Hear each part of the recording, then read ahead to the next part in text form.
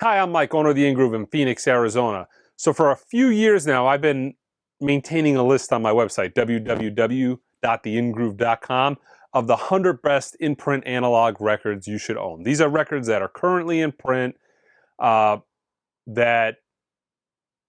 are all analog, that sound great, records that I've listened to, records I use for demos, great records, all analog, right? I titled it as the top 100 in-print analog records you should own for a couple years now, but there's never actually been 100 records on the list. And one of the reasons that there's never been 100 records on the list is the list got started like right before COVID or right around that time, and I didn't want to recommend records to people that you couldn't really actually buy because they were awaiting repress or they weren't going to be around for a year. So I kind of held off. The list got to maybe 40, 45 titles. And because of that, it just kind of stayed there.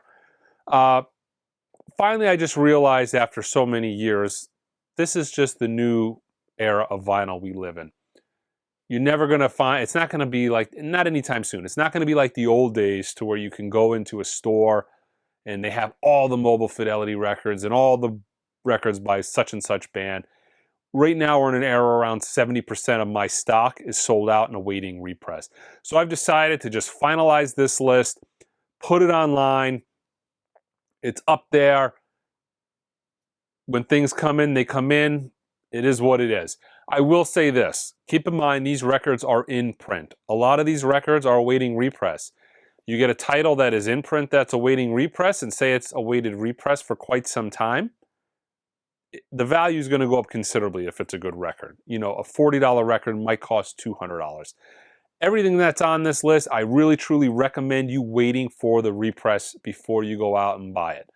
Get it for retail, unless you have every record known to man and you just need this last one or two records to complete your collection.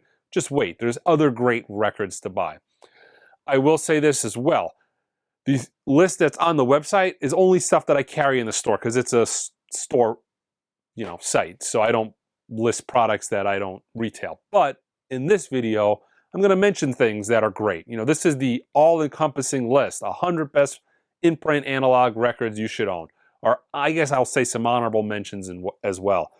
The list on the website won't have a couple of these titles on there. And the first thing I'm going to mention is Vinyl Me Please. You're not going to find this on the list, and really technically none of these titles are in print.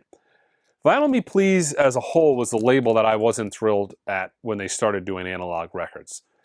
I didn't mention it much online. I kind of here and there, and I would talk about it in the store. My original problem with Vinyl Me Please is they started raising the price. They got into the audiophile, the audiophile realm, but they were doing some things that they just weren't right. First of all, their packaging wasn't that good. Still really isn't for that matter. But also the way they were packaging records was kind of wonky. They would take thick books and jam them in the jacket and your records would come warped. And I always had customer service issues. If a record came with a 2-inch dent on the corner, they would send me a $5 gift card and say, we're not going to replace for minor cosmetic issues. It was stuff like that. And it just drove me bananas. And it got, and then they would do these audiophile records on really noisy colored splattered vinyl, maybe something pressed at GZ. It was just like they were trying, but they didn't quite know what they were doing. I got into it a few times with their customer service. I didn't mention it much online because keep in mind, at the time you were paying $35 for a record, not all too different from a lot of known crappy records. So it was just something that I knew they could always do better, and it was like they didn't. Things changed the last couple of years, and the last year in particular, for the better. And I mean, in a big way. Now, these are out-of-print records, but the reason I'm including these on the list is because this is a label you should watch out for. This is something that technically nothing of theirs is ever in print. It's a subscription website. They sell stuff for a very limited amount of time, a 1-month period. You have to be a member. Every now and then, they'll do non-member titles. So they only did 1,000 of them. All analog. Vinyl Me Please exclusive. John Lee Hooker. Heavy duty tip-on jacket. really nice gold foiling. I mean, they do a killer job. Now, this was limited to 1,000 copies, foil stamped and numbered. Excellent sounding record. Just a great record. This was not an exclusive. Going back to the Aretha Franklin, I mean, look at this. Not only do they use the big heavy-duty tip-on jackets, but they went above and beyond with this particular title. Look at this cover. It's not only a big tip-on jacket, but it's a metallic foil. You know, the back has a metallic foil back. It has the gold embossed Vinyl Me Please. Polyline sleeve. Again, I wasn't a big fan of the splatter wax, but you're seeing more and more of these great titles on black vinyl, right? You're seeing black vinyl. You're seeing pressed at QRP, which, you know, most people would probably agree is a significantly better pressing plant than GZ, notorious plant for making audiophile records, right? And I think what really got me 100% back on board with Vinyl Me Please is when this Herbie Hancock box came out. I got this, and man, oh man, was it a sight to behold. Some of the records are missing out of here. This was mostly analog, cut by Bernie Grundman.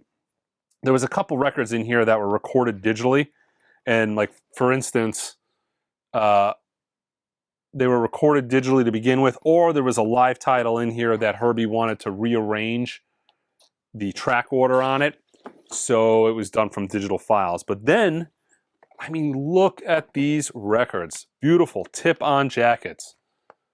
Cut by Bernie Grundman. All analog from the original master tape. Copy of Headhunters at 33 RPM. Poly-lined. On black vinyl. I mean, they just did a killer job at this box set. And at that point, it just became hard to ignore. But also, they started changing the ways they did business. I got the Tribe box set, and I had a smash corner. And, you know, I was disappointed because your whole box set kind of somewhat ruined by the fact one of your records has a smash corner. I emailed them, and I'll tell you what, for the first time, they actually mailed me a replacement jacket. The last two records that I got this past month had issues. One of them was a dinged corner. The other one was a warped record.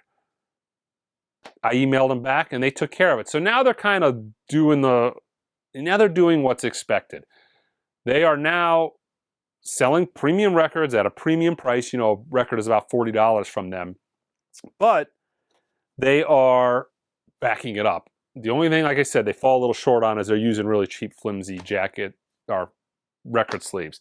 But a label that really needs to be watched, and the best of the best, is the all analog, pressed on black vinyl, preferably cut at QRP. That is kind of the stellar stuff that they do. But they use a host of mastering engineers. I'm pretty sure Bernie, Kevin's cut for them. Ryan Sterling cuts a lot for them. But not something that's in print, but something that is in print technically every month. You should pay attention for. Next, one of my absolute all-time favorite labels that does so very, very little. Impex. Very small boutique label. Look at the quality of that jacket. Al Di Meola's Friday Night in San Francisco. This is the 45 RPM version. This is in print. This is the numbered edition that I have at the house, but they make a non-numbered edition that's in print. The exact same thing, just without the sticker. This record is demo quality. Unbelievable. They've been using this record, not the 45, but just the standard version of this at hi-fi shows for decades of demo systems. This is light years above the original pressing of this record. It is unbelievable. And look what they did. Not only did they do a nice stout and tip-on jacket, these are all pressed at RTI, but it's got that foil covering. Just a great killer record. Again, waiting repress. The Blue Note Classic Series. I'm a huge fan of the Blue Note Classic Series, and particularly the 1500 series stuff, for a couple of reasons. It's all analog. They're cut by Kevin Gray. Cheap jacket. That's kind of the shtick with these, but it's a mid-$20 record, and that's the reason why. The higher-end jacket, Tone Poet stuff, costs more, and you're paying for the jacket. Also, this is pressed at Optimal. Now, there was a run of 3 or 4 of these where Optimal shipped them. Now, these are all sold out, and pretty much everything you get now has not had issues. But there was a run of these where there was some quality control issues. It seems like that got cleared up because the last 8 of these titles that have come in, I've had, I don't think, I had 0 no-fill issues, 0, there was some scratch issues. It got taken care of. You know, it was frustrating for me having to take those records back, but it got taken care of. And I mean, now we're talking about a dynamite set of records. Cheap, all analog, cut by Kevin Gray from the original master tape. These are on par sound-wise with the Blue Note, Music Matters Blue Note titles, with the Tone Poet titles. It's just a cheaper package. But the 1500 series stuff in particular, I'm a huge fan of because original Blue Note 1500 series titles, maybe not this one in particular because this was a little more popular title, but original Blue Note 1500 series titles are extremely expensive. Clean copies of a lot of the records in this series are thousands of dollars, but you can get, in almost all cases, a better sounding version of the record cut from the original analog master tape by probably, in my opinion, the greatest mastering engineer when it comes to jazz records. He's probably my favorite. I don't know if anybody does a jazz catalog better than Kevin Gray. In my opinion, he's just on point with this stuff. But 6 pieces of silver, Horace Silver Quintet. Absolute killer record on the list of the top 100 imprint analog records you should own. All right, this is a title that's been out for some time. ORG. This is a 45 RPM pressed at Palace in Germany from the original analog master tapes by Bernie Grundman. ORG does quite a few of these titles. Cut by Bernie Grundman. Pressed at Palace at 45 RPM. The Atlantic series, Coltrane stuff. They've been in print for quite some time, but this is a title that was actually out of print for a couple years and came back maybe about 6 months ago. Unbelievable sounding record. This was all done during the same session as My Favorite Things in, what was it, 1960? It's a killer record. The sound quality on this is great. It is a 45 RPM, but a lot of the Coltrane titles in the ORG series are fantastic. Here's a sleeper record. This is just the current in print David Bowie, Ziggy Stardust, Rise and Fall. Yeah, just a normal record. But this is all analog. This is actually the exact same mastering that was used on the anniversary edition that came with the DVD audio. One of the best sounding versions of this record that you will ever hear. And it's cheap. It's in the $20 range. It's all analog. It sounds quiet. Comes in a polyline sleeve. I mean, this is a budget home run.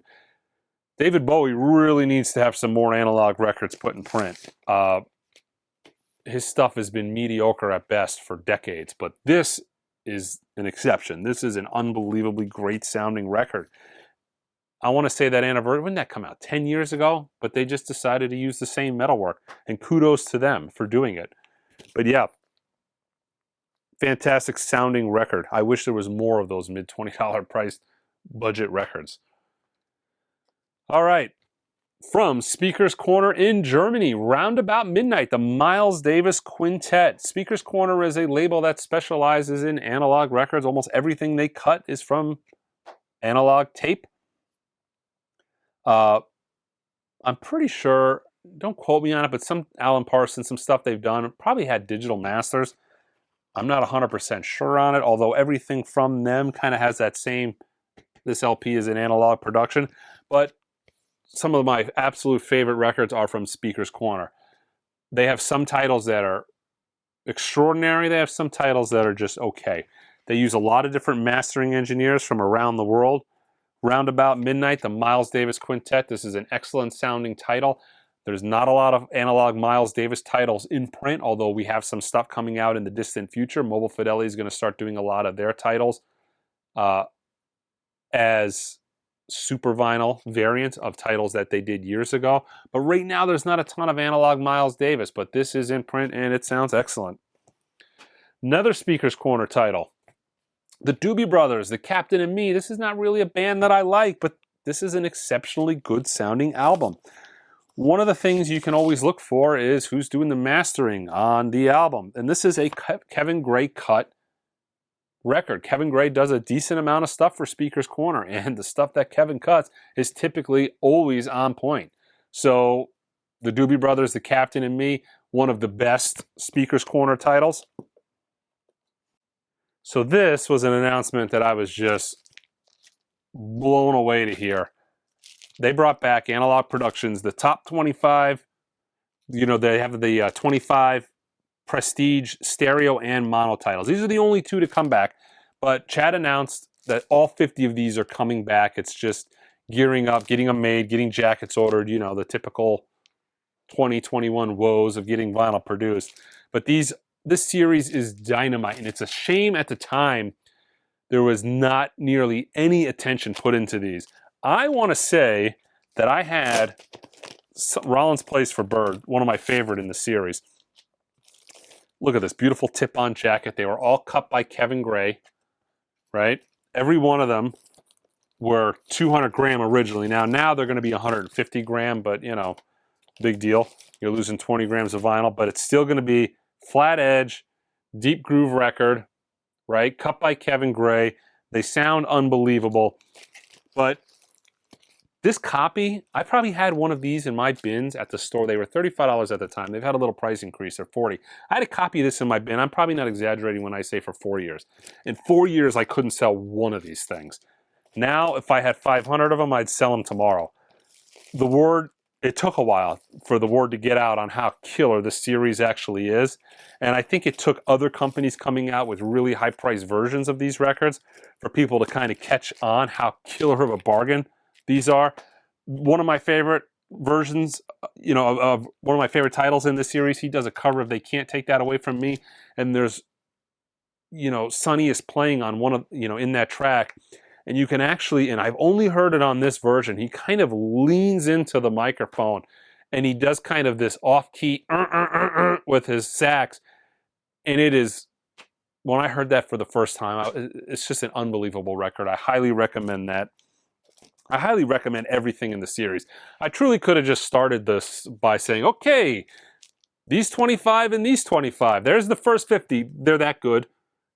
They should be owned. John Coltrane's Lush Life. There was Miles Davis in that series. Coltrane, Kenny Burrell, Saxophone Colossus, Overseas. There's so many killer prestige titles that are now finally going to come back. I truly can't wait. I can't wait to be able to get those playing in the store. I hate playing records like this. That's because when I play something like this in the store, so many people are like, hey, Mike, I want to buy that record. Oh, man, you can't buy it. It's not in print. This is my personal copy. It's like $300. I feel bad. But when these records are in print, man, I play them in the store all the time, and I love it. Dexter Gordon Go, one of his all-time greatest records on Blue Note from the original Blue Note Classic series. You're going to see a decent amount of these in here. I know if you're not jazz fans, bear with me, guys. If you're not a jazz fan, this is one of those titles that is good entryway.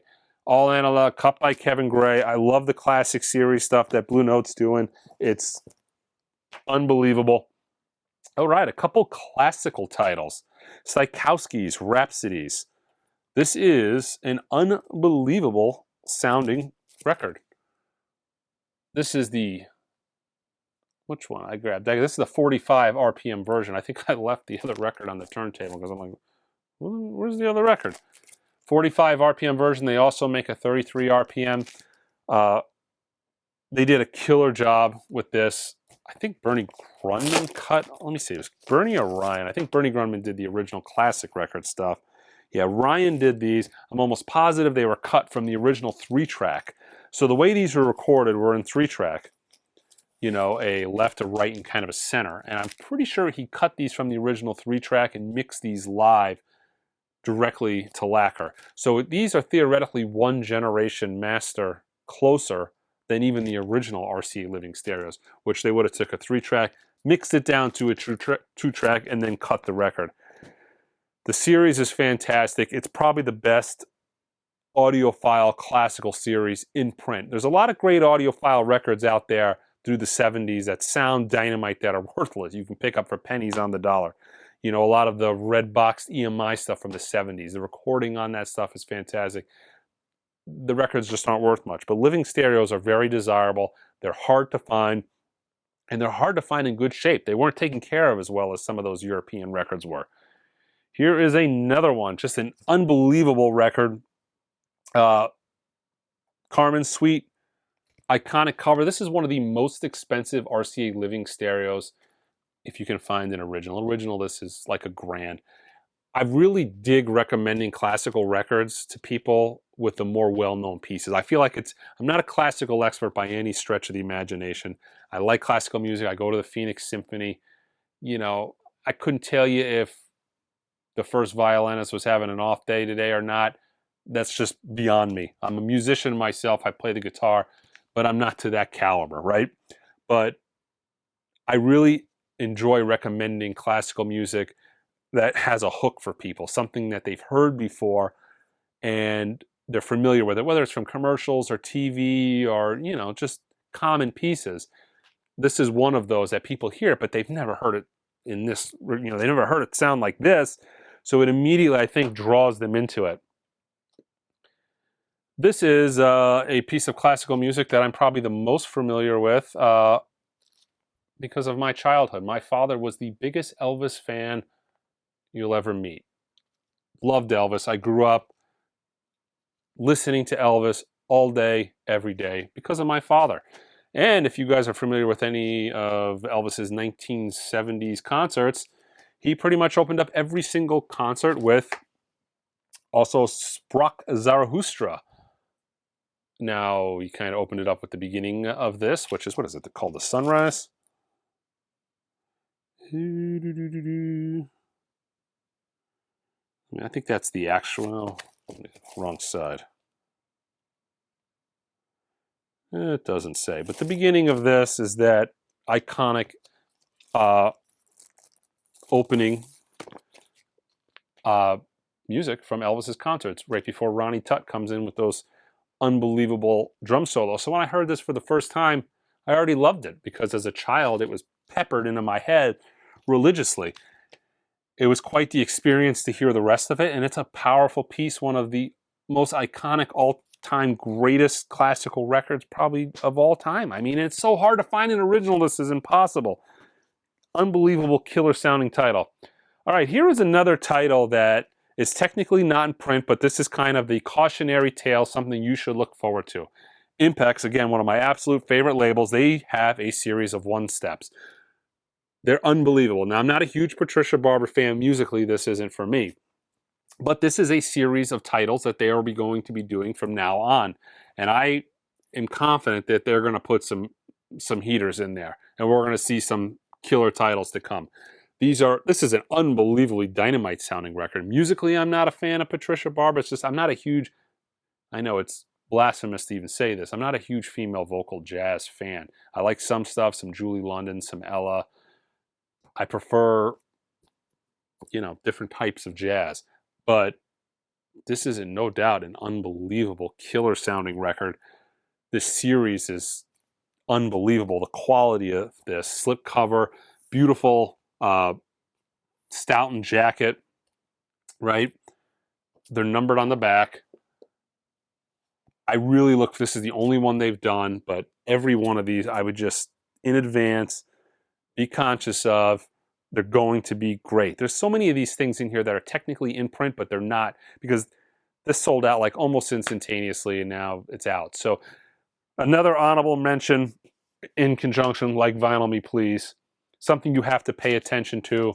It's not in print for long. Straight from the Heart from Speaker's Corner and Peebles, a record that is pretty difficult to find a quiet original of, but another Kevin Gray cut. Unbelievable sounding record from Speaker's Corner, all analog. An original of this actually has gotten to be like a couple $100 too. If you can find a clean early 70s soul, I mean, these are party records, man. These are played to death. They're hard to find clean. You're getting an all analog cut by Kevin Gray title there for $35. All right, the most expensive RCA living stereo record ever made. This is Ernest Ansermet's The Royal Ballet. This is a fantastic holiday record. This is a fantastic year-round record.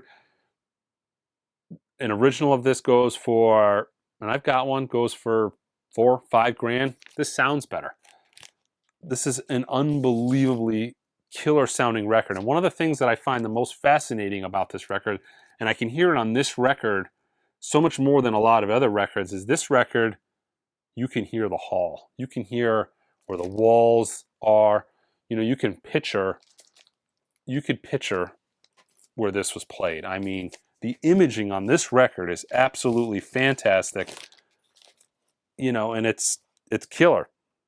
Swan Lake, it's got the Nutcracker, Sleeping Beauty. The original came in, it's actually kind of funny.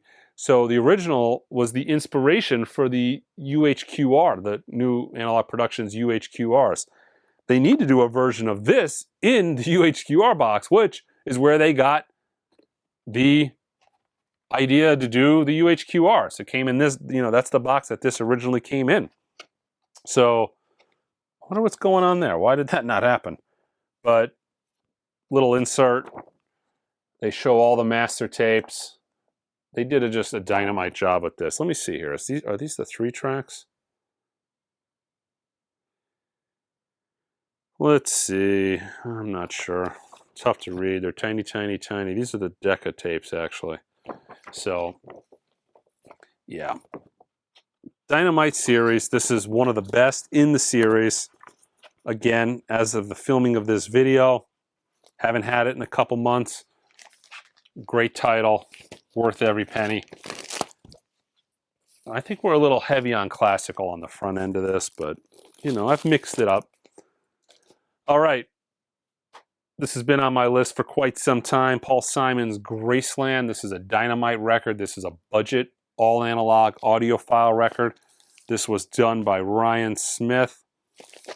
Demo record. I actually play this quite a bit for customers in the store, demoing gear. Anytime I use a record to demo gear, that's saying something. You know what I mean? When you're trying to show somebody the benefits of gear, how good this is, why you should buy this turntable, why this is worth, you know, $2,000, you put a good record on, right? That accentuates that, and that is one of them.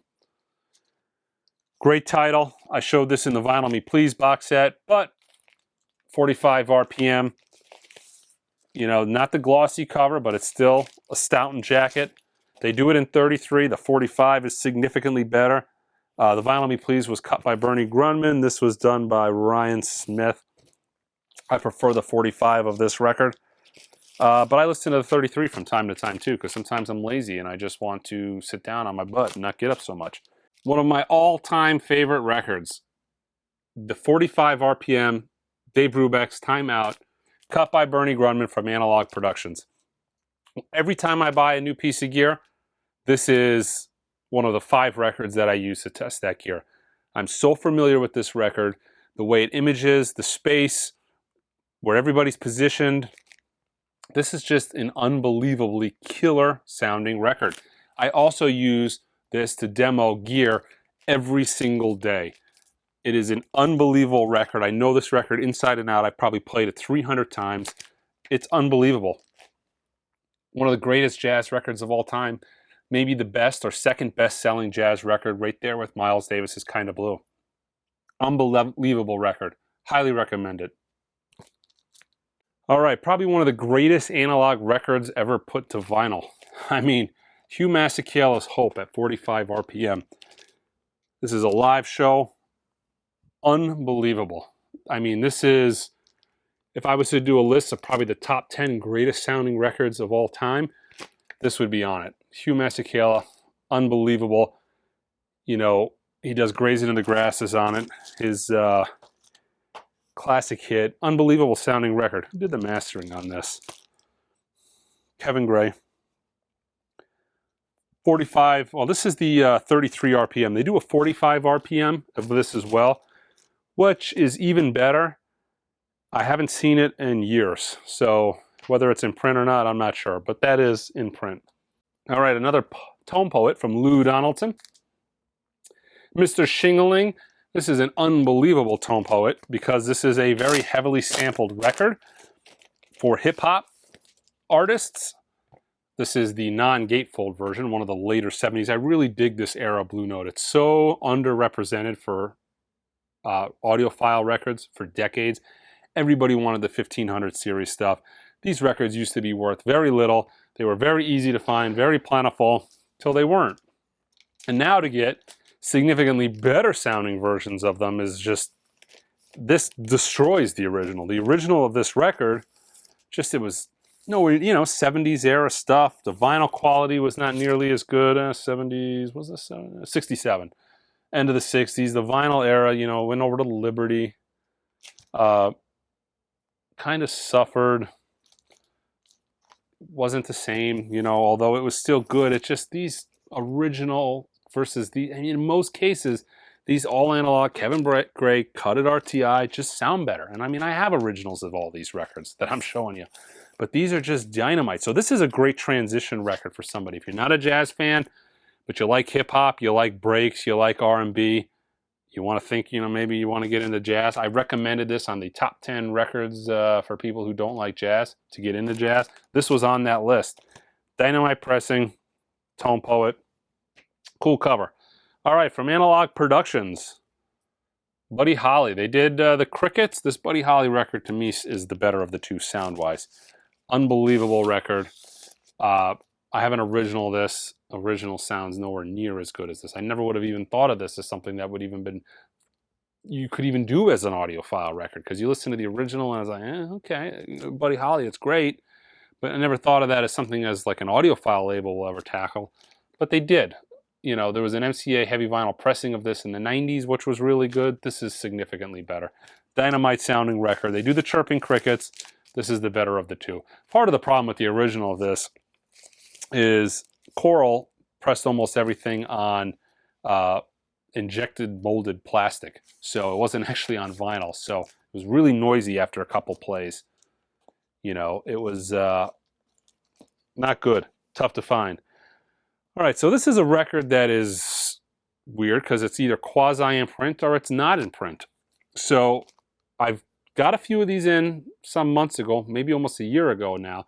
But this is Sonny Rollins, saxophone Colossus, in a Stoughton tip-on jacket, pressed at QRP, but this was not the Prestige title.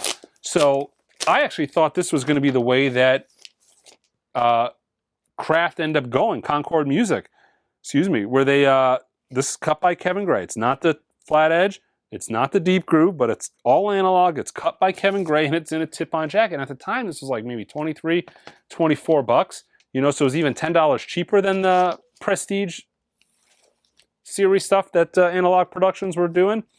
But either way, if this is not in print any longer, the QRP version of it is coming back. And this is one of the greatest jazz albums of all time. Probably the greatest, I would say this is probably the best Prestige title. If you were to say as a label, this is probably the best record that they ever did on the label.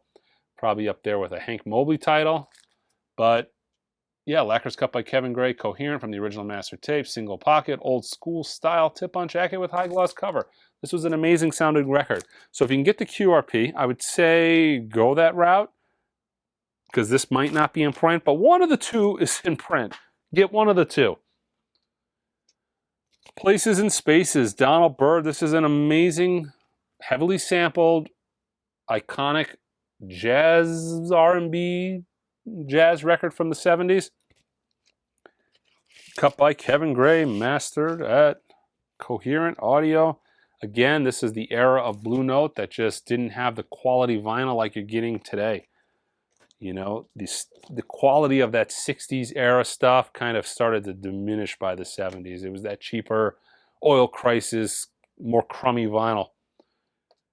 I think this was a follow-up to Moanin', my favorite jazz record of all time. Art Blakey's The Big Beat. This is just a killer record. Part of the Blue Note Classic series. Unbelievably killer sounding record. I would get all the Tone Poets, I would get all the Prestige titles, and if you're a jazz fan, you're going to get all these Blue Note Classics, because they're typically the best sounding versions in a lot of cases of these records, or up there with like the Music Matters counterpart. I mean, they're up there with the best sounding versions, let's say that, but they're significantly less. You know, Music Matters did this. I haven't looked at the price, but I wouldn't be surprised if the Music Matters version of this is a couple $100, or I can get a copy that is almost indistinguishable sound-wise for $25. All right. One of my all-time favorite records. Top 5 greatest records, in my opinion, of all time. from my favorite band. I would say The Doors is my favorite band, and this is their best record, LA Woman. So Analog Productions did all 6 Jim Morrison Doors titles at 45 RPM, all analog, cut from the original master tape, except for the self-title, where the original master tape wasn't in that good a shape and couldn't be used anymore. But these were all done by Doug Sachs at the mastering lab, and this is like definitive. Good luck finding a better sounding version. It doesn't exist. This is where it's at. LA Woman, I talk about this on the channel all the time. But for this video, I'm recommending 4. I'm going to recommend LA Woman, The Soft Parade, which is their most dog title, but one of my favorite Doors titles. Unbelievable. Morrison Hotel, and Waiting for the Sun. The first copy, the first title, and Strange Days, you know, they're not bad, but they're not like these. They were recorded kind of close together. They were recorded at a more primitive studio on more primitive recording equipment. By the time you got to these 4 albums, you got significantly better recordings that are able to shine through on these 45 RPM pressings. But, I mean, if you're a Doors fan, you need to own all 4 of these. One day I'll do a shootout video of the self-titled. It's very good, but there's better versions of that out there. But, you know, this, a demo record for me, it's extremely good. Plus, I love hearing it. I could hear LA Woman or Riders on the Storm, you know, the Ray Manzarek on the Fender Rhodes piano on that record is dynamite. That's the way to go. That 45 RPM of LA Woman, but all 4 of those titles. Here's a prime example of a record when I was mentioning to you that you should wait until things come back in print. This was a title that was awaiting repress for years, and these were going for a couple $100. Just had a huge allotment of these things come in. They're all gone now, but one of the greatest mobile fidelity 33 RPMs ever done. This is unbelievable. Bill Withers' greatest hits. I'm telling you, I play this in the store and I'll sell 5 copies. If there's 10 people in the store, I put this record on, I'll sell 5 copies of this. And that doesn't happen with any record like it does this record. It is that good. When you hear this record, and maybe you're a Bill Withers fan, maybe you're not. When you listen to this record, you've almost heard every record, you know, every track on here. Lean on Me, Soul Shadows, Grandma's Hands, Just the Two of Us, Use Me, Ain't No Sunshine, Lovely Day. It's got almost everything on this you've heard, even if you're not a Bill Withers. If you don't know who Bill Withers is, you've almost heard every track on this. It's done so good. Unbelievably good sounding record. I know I feel like I've been saying unbelievably good, but that's kind of, this is the list of unbelievably good in-print analog records you should own. This is the list, and this is one of my favorite on the list. One of my favorite MoFis of all time, hands down.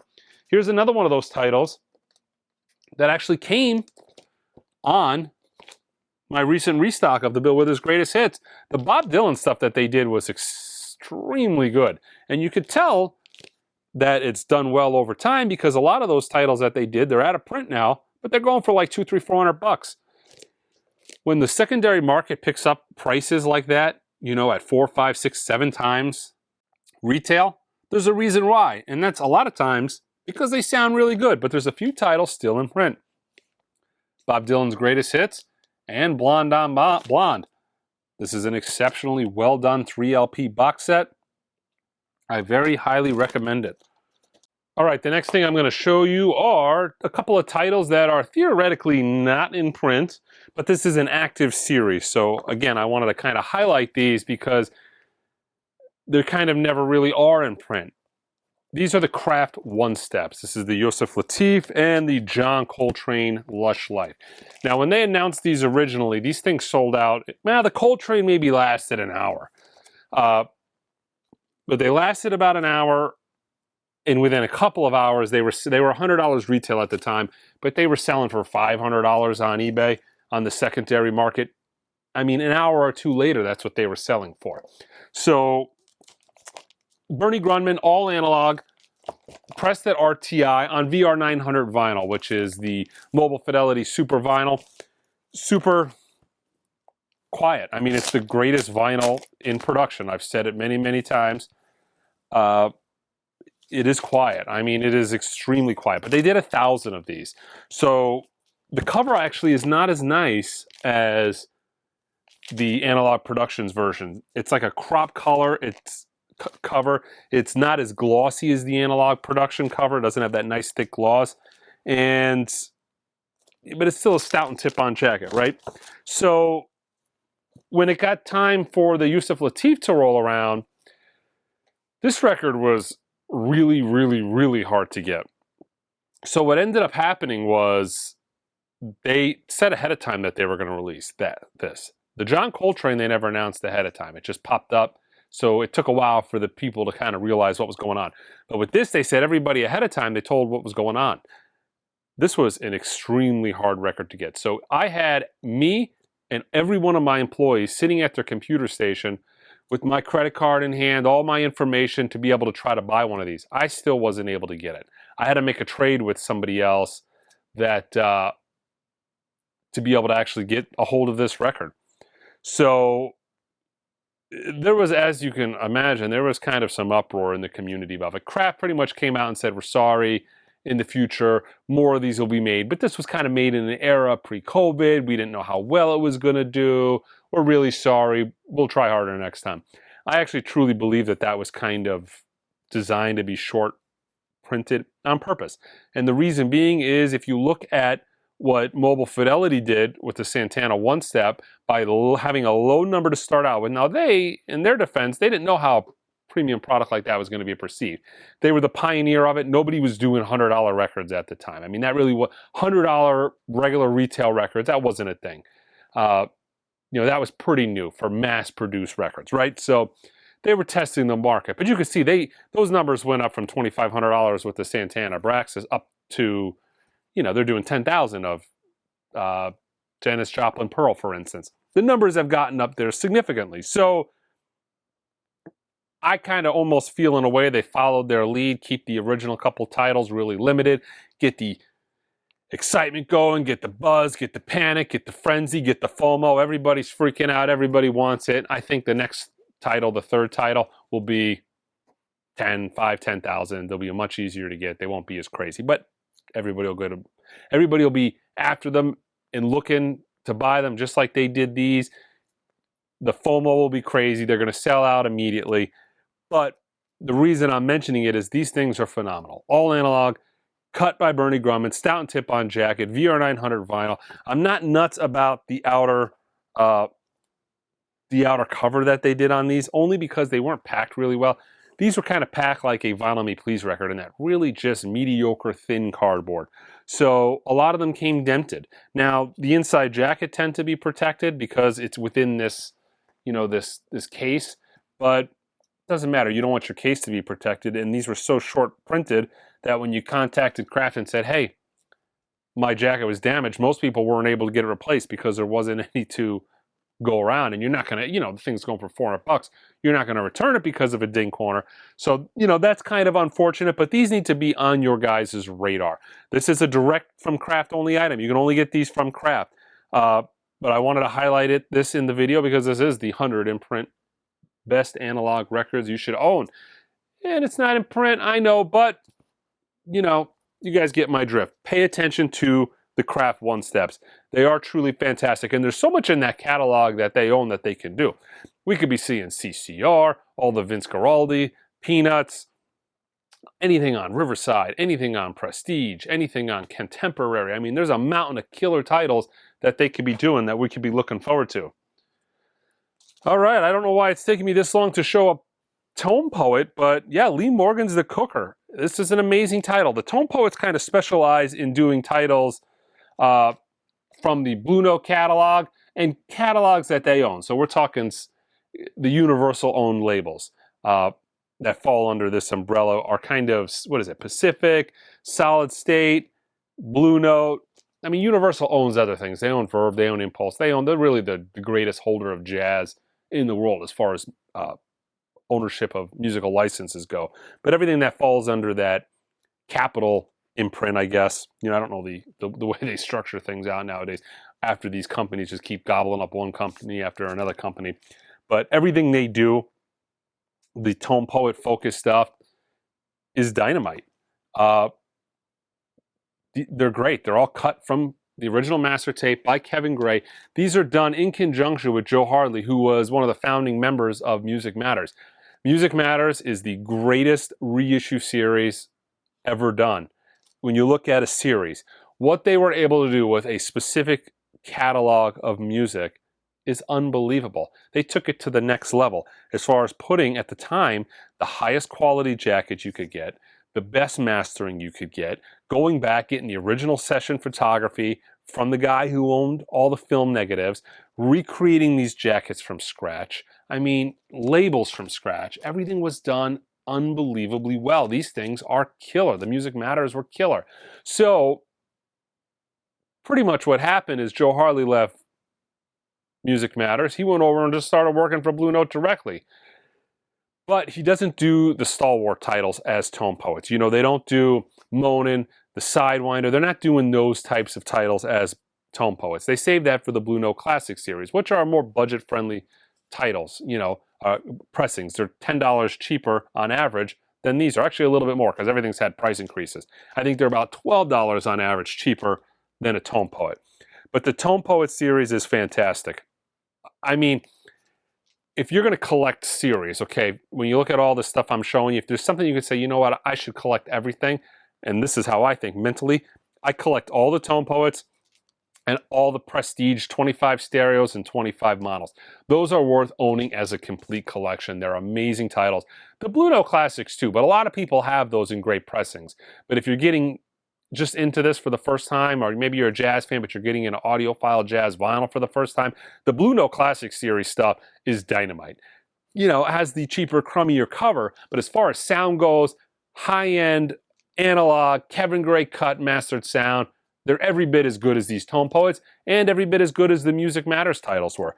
They're fantastic. But the Tone Poet stuff, they kind of specialize in doing stuff that hasn't been done to death. So like you'll see, this is a Lee Morgan the Cooker from the elusive Blue Note 1500 series, but where this might have been done in mono many times, this is the stereo cut. In an era where I believe, 1578, there was a point in time where Van Gelder was recording on mono and stereo recorder, and then he eventually just went to stereo, and everything subsequently was folded down mono. I believe this is from the era when he was running 2 tape machines, but don't quote me on it. It's kind of right in that ball game. All right, Elvis's 24 karat golden hits. Man, I absolutely love Elvis. I talk about it all the time on the channel. This is a unique record in the fact that there's some information on the story with this thing. I don't know if they found this reel-to-reel in a dumpster. I'm pretty sure that's what it was. They found this reel-to-reel sitting in a dumpster. It was a bunch of, there's a story on here as well. But there was a bunch of, I don't know if it was demo stuff or like test stereo recordings, and they were discarded, and they found this maybe in the 80s, and it was essentially this material recorded in stereo. DCC did this in the early 90s. The Analog Productions version of this blows that out of the water. It's on 3 discs versus 2, but it is significantly better and costs less. The DCC version is more collectible at this point. This is still in print, costs less, sounds better. Has the unfortunate old school Analog Productions cover that they use, which is kind of flimsy and cheap. I'm not a fan of it, but they don't put this on any new records anymore. They use the Stoughton tip-on jackets. Probably one of the reasons it's taken forever to get records released is Stoughton is extremely backed up. But they do have some of these older titles still in print, and they're using the older jackets. But this is a great record. Now, this kind of spans Elvis's career. So you've got real early stuff, Heartbreak Hotel, Don't Be Cruel, Hound Dog, right? That stuff sounds okay. Now, these are actually mono tracks. But when you get into the true stereo stuff, because it says living stereo, but not everything is living stereo. But when you get into the true stereo stuff, when you get into like Return to Sender, Can't Help Falling in Love, In the Ghetto, Suspicious Minds, that's where this record really shines. It's dynamite. I can't highly recommend this enough. If you're not a big Elvis fan and you want just one Elvis record, this is kind of the creme de la creme. It's most of his hits from when Elvis was the rock and roll powerhouse. Chet Baker on Riverside. A couple titles to show you here. These 4 titles were done by Kraft as a box set. They did Chet Baker in New York, my favorite Chet Baker album, Chet. They did Sometime in New York, and I think The Best of Lerner and Lowe. It came in a box set. Box set went quickly out of print, tripled in price, but then they did them individually. And these are like $25 records. But look at these, man. We're talking super high quality tip-on jackets, all analog, cut from the original master tape, pressed at RTI, done by Kevin Gray. This is, I mean, these things are killer. This is essentially, you got to think, this is the same price as the Classic Series titles, but even higher quality because they're pressed at RTI, which is a more expensive pressing plant, and they're doing the full tip-on jacket. Man, these things are absolutely killer. And they were really needed because I bought an original of this some time ago, and I think it would cost me about $1,000. But the early Riversides are noisy. They're just, I don't care how perfect the record is. I've never found a really nice, clean, quiet Riverside, like you'd find the equivalent of a Blue Note title from the 50s or 60s. You don't find those for Riverside titles. So these were really a welcome addition to the collection. Part of the reason being is, again, Chet Baker, very soft, very mellow, quiet music. You know, it's not Art Blakey banging on the drums. It's not a hard bop album that overpowers surface noise. These records are very susceptible to surface noise. So really killer quality audiophile pressings of these Riverside albums are great. And those are like true audiophile bargains. They could sell those for $40 a piece and it'd be worth it. I mean, those are every bit worth $40. All right, John Coltrane's Love Supreme. This is the Analog Productions, cut by Ryan K. Smith.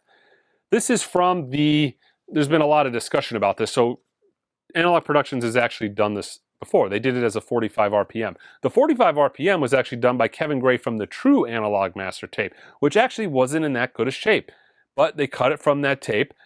Subsequently, they found a later second generation tape that Rudy cut early on and sent to the United Kingdom, where it pretty much sat unused.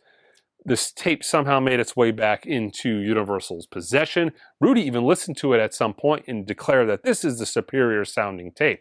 So that's actually what this is made from.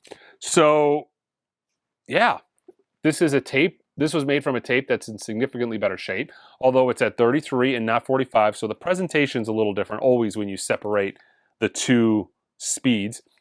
You could do more theoretically with the 45. You can cut bigger dynamic range. You know, you don't have to worry as much about intergroove distortion because you're separating the tracks out.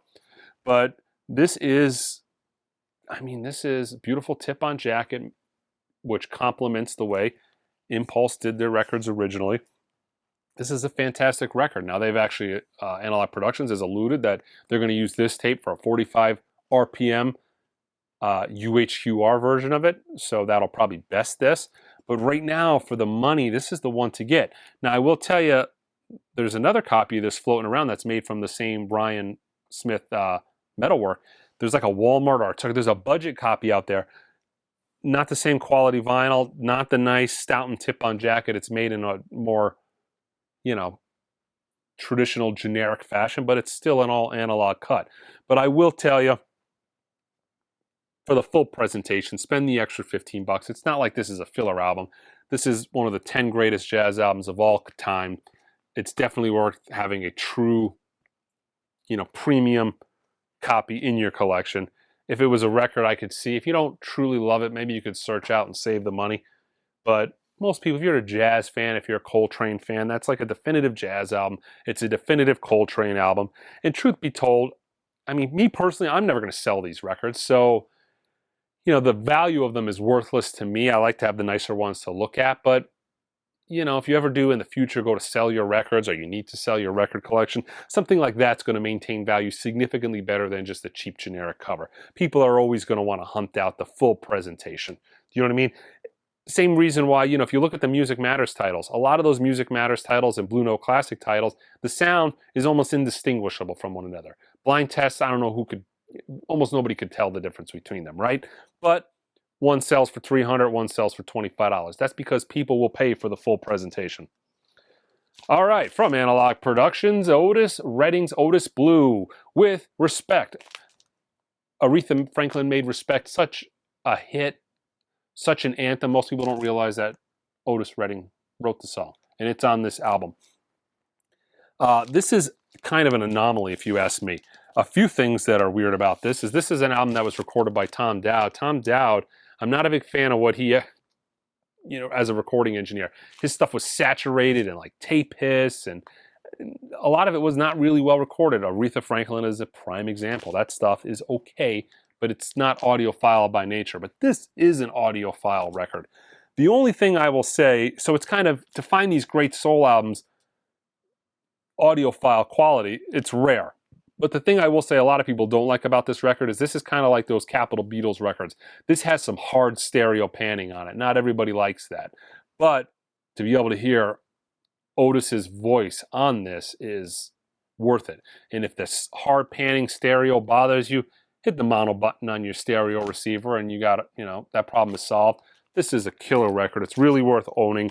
I wish we saw more soul R&B records done in the audiophile vein. Vinyl Me Please does more than anybody else, but I'm guessing there's just not a lot of high quality soul tapes in the vault. I would imagine it would sell, right? I buy it. I tell people all the time these records are dynamite, and more times than not, those great analog soul records, the Marvin Gayes and the Curtis Mayfield's Superbad, and some of those are just some of the best sounding records you're going to hear. All right, Art Blakey's Indestructible. This is from the Blue Note 80th series, where essentially the 80th anniversary series morphed into the classic series. The 80th series, though, they were doing a little bit more of the lesser-known titles, kind of like Tone Poets. Then they ended up turning the classic series into the top-tier titles. But Art Blakey's Indestructible, fantastic record. Lee Morgan, Curtis Fuller. This is a great introductory record for people into the jazz genre. I really find guys that are into rock and roll and into the harder, edgier stuff really, truly dig Art Blakey. His fiery drum solos are intoxicating. The sound on this record is fantastic. Lou Reed's Transformer from Speaker's Corner. This is a title that's not mastered by Kevin McGray, but again, this is, in my opinion, the best thing that they have in print. This record is unbelievable. I've never heard a 33 RPM title with this much bass packed in it before. So, funny story about this.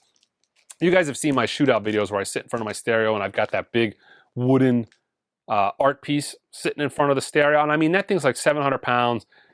It took a team of people to get that thing mounted to the wall. I put like 64-inch bolts into the studs to get that thing mounted on. There it's sat for years. I got this record. I put it on the stereo. Wow, jamming out, having a good time. And all of a sudden I hear like a little buzzes. Bzz, bzz. What the hell is that? There's so much bass on this, it was rattling my wall fixture in a way that it was buzzing. So I had to, while playing this, I had to get my cordless out, get my bolts out, listening to, Walk on the Wild Side, just re-drilling this thing in. I mean, this thing is a bass monster. Musically, this is fantastic. I've never had anybody tell me, wow. I had one guy tell me he didn't care for this record. He didn't like this record. But I've never had anybody tell me this record isn't absolutely amazing. And I played in the store and it just blows everybody away. One of my all-time favorite records, and one of, again, the few records that I actually have in my demo box at the store. Alrighty. Getz Gilberto and Stan Getz and Julio Gilberto. This is an unbelievable. Carlos Jobim on here as well. This record is, again, we're talking again, another top 10 jazz record. I mean, this is in the realm of one of the greatest jazz albums of all time, the record that started Bossa Nova. Now, there's two versions of this in print. This is the 45 RPM version. There is also a 33 RPM version of this. There's very few records that the 45 trounces the 33 RPM. This is one of two that comes to mind for me. The other one I have, I'll show you guys. Let me see here. The other one is the Dave Brubeck Timeout. Okay, but this trounces the 33. This record is so good compared to anything else that I've ever heard that if I'm hearing anything else, any digital 33, Speaker's Corner did this a while back, Mobile Fidelity did that a while back. anything. If I'm hearing anything other than this, it's just like, I immediately think, oh, that just doesn't sound right. I need to go listen to the 45 RPM. This is unbelievable. Now, in a vacuum, the Analog Productions 33 RPM of this that's in print is great. It's half the price, or 20 some odd dollars cheaper. It's a great record, but in a vacuum, it's great. But compared to anything else, this 45 RPM truly is the one to own. Her voice is, you know, Astrid's voice on this is just fantastic. There's just no other way to describe it. Her voice is just magical on this record. And, you know, I've got 4 kids. Every one of them can't stand jazz. This is the only jazz record I can actually play that they even enjoy. Just, it's a classic record. A great gateway record for anybody. Jazz Samba as well, 45 RPM, done by Analog Productions. Gets Charlie Bird on this one, but a great fun record. Nice tip-on jacket. Another great sounding record. All right, Neil Young, Harvest. Like all Neil Young records, almost everything is done analog. Almost like all Neil Young records, even Neil Young, Buffalo Springfield type associated records, all analog.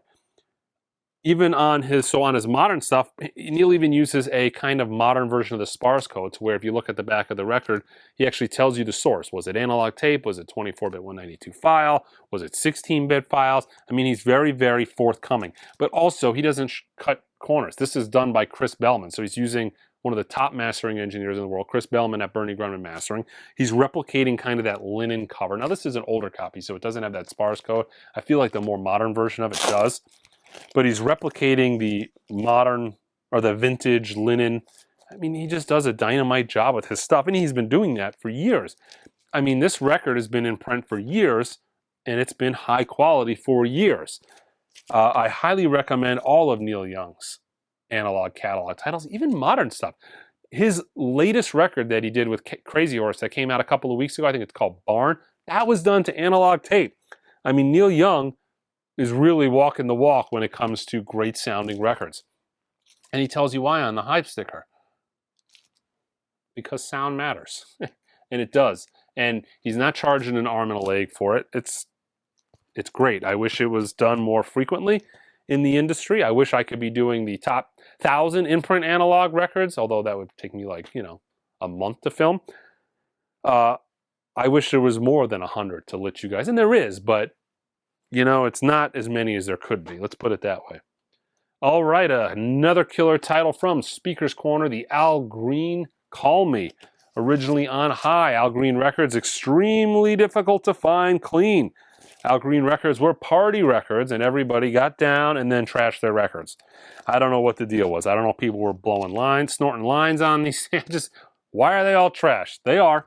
Very hard to find clean ones, but get a brand new all analog copy. And again, get a properly recorded soul record with all the great bass, with all that great rhythm in full-blown hi-fi and their magical experiences. Here's hoping for more in the future.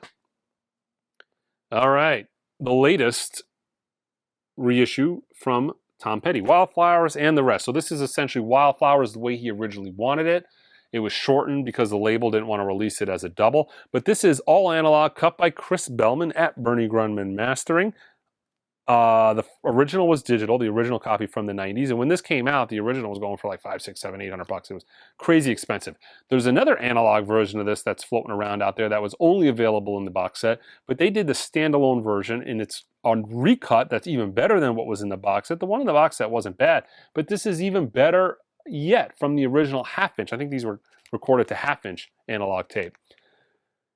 Unbelievable job. I'm not a huge Tom Petty fan, but there's certain records that sound so good analog, and it can make you a fan. You know, when music is recorded exceptionally well, you can get deeper into the music, you can hear more of what's going on, it's a more immersive experience, and stuff that you might not ordinarily like, you end up liking, and that's kind of my experience with this Tom Petty Wildflowers. Slim Harpo, the original King Bee. Now this isn't going to be a living stereo sonic spectacular like some of these titles, including the living stereo sonic spectacular, but Slim Harpo has never sounded like this before. His records are on, his Excello stuff, impossible to find, noisy, typically on crummy vinyl. The recording and production doesn't match to what is here. This was one of those records, or sometimes, again, you get a record and you put it on for the first time and you're blown away. It's almost like, man, that sounds so good. Did they resurrect Slim Harpo from the dead and get him to re-record all these tracks? How did it come out so good? But that is the case here. And this is a really fun record too. So, you know, this has Raining in My Heart, his big hit. But I'm King Bee, Shake Your Hips, Baby Scratch My Back. There's a ton of great fun tracks on this. So if you're not familiar with Slim Harpo, great electrified blues, kind of with that R&B boogie feel to it. Highly recommended. If you've never heard it, go buy that record. I just really don't think you'll be disappointed. One of my all-time favorite records to come out in the last few years, Alan Parsons' I, Robot. I did a shootout video of this to where this came out well and above on the top. I mean, this thing is just dynamite. Done by Mobile Fidelity at 45 RPM. Now, they have announced that they're going to be doing this as a one-step at 45, a one-step at 33, and I think they even talked about they're going to be doing this as maybe a super vinyl at 33 RPM. So theoretically, there's a point in time where maybe this could be in print 4 different ways. It's a killer album. I'm not opposed to that, but crazy when you think about it. But they're going to be putting this one through the paces. But as of now, this is the best I've ever heard this album. It's demo quality. It's, again, one of the few records that I have in my cubby at the store. Fantastic record. Alan Parsons, engineer by trade, you know, did Dark Side of the Moon, started his own band. So this is a guy that had an ear for sonics, right? So his stuff is sonically spectacular, and musically, this is musically spectacular.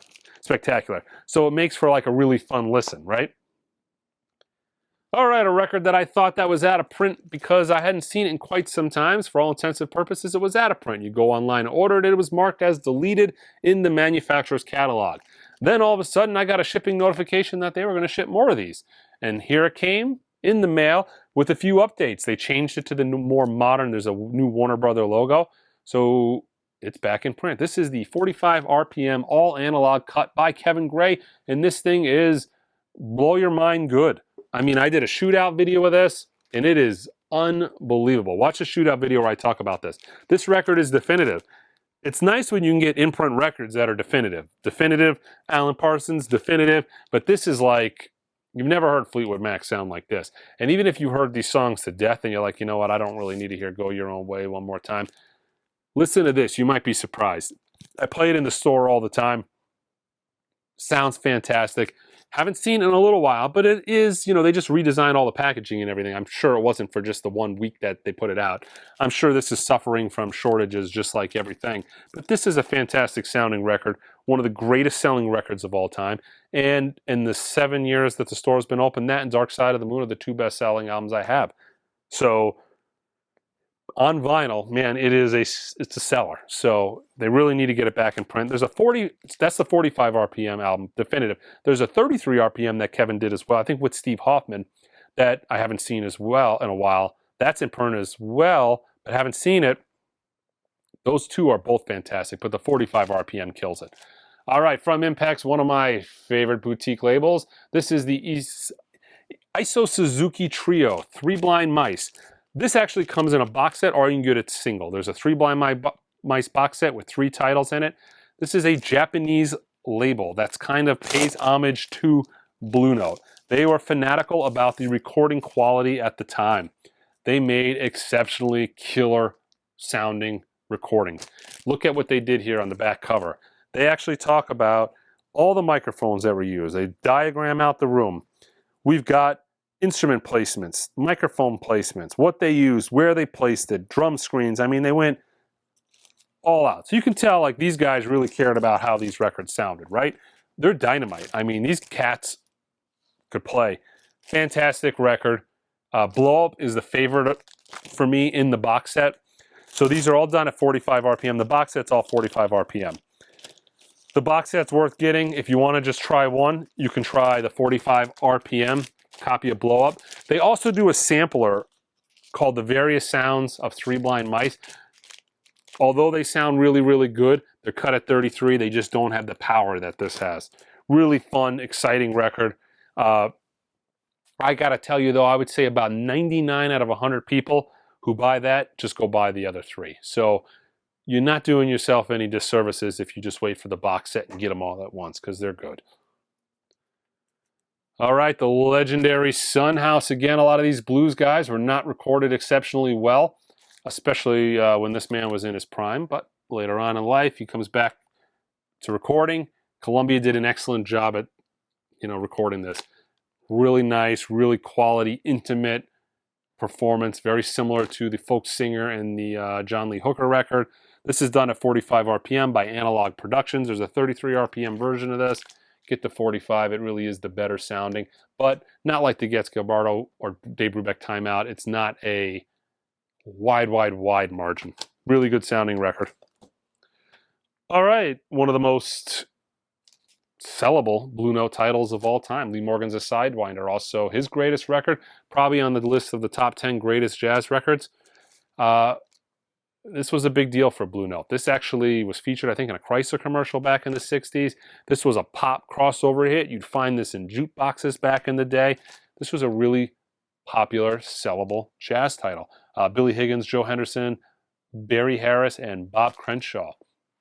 Part of the Analog, All Cut, Kevin Gray, Blue Note Classic series. I've showed quite a few of them because they are such great values for such killer audiophile titles. Really, really good. Highly recommend it. A great crossover record as well. Like I said, it had pop over cross appeal back in the 60s. So if you're not a jazz fan, that's definitely a good try. Good purchase. All right.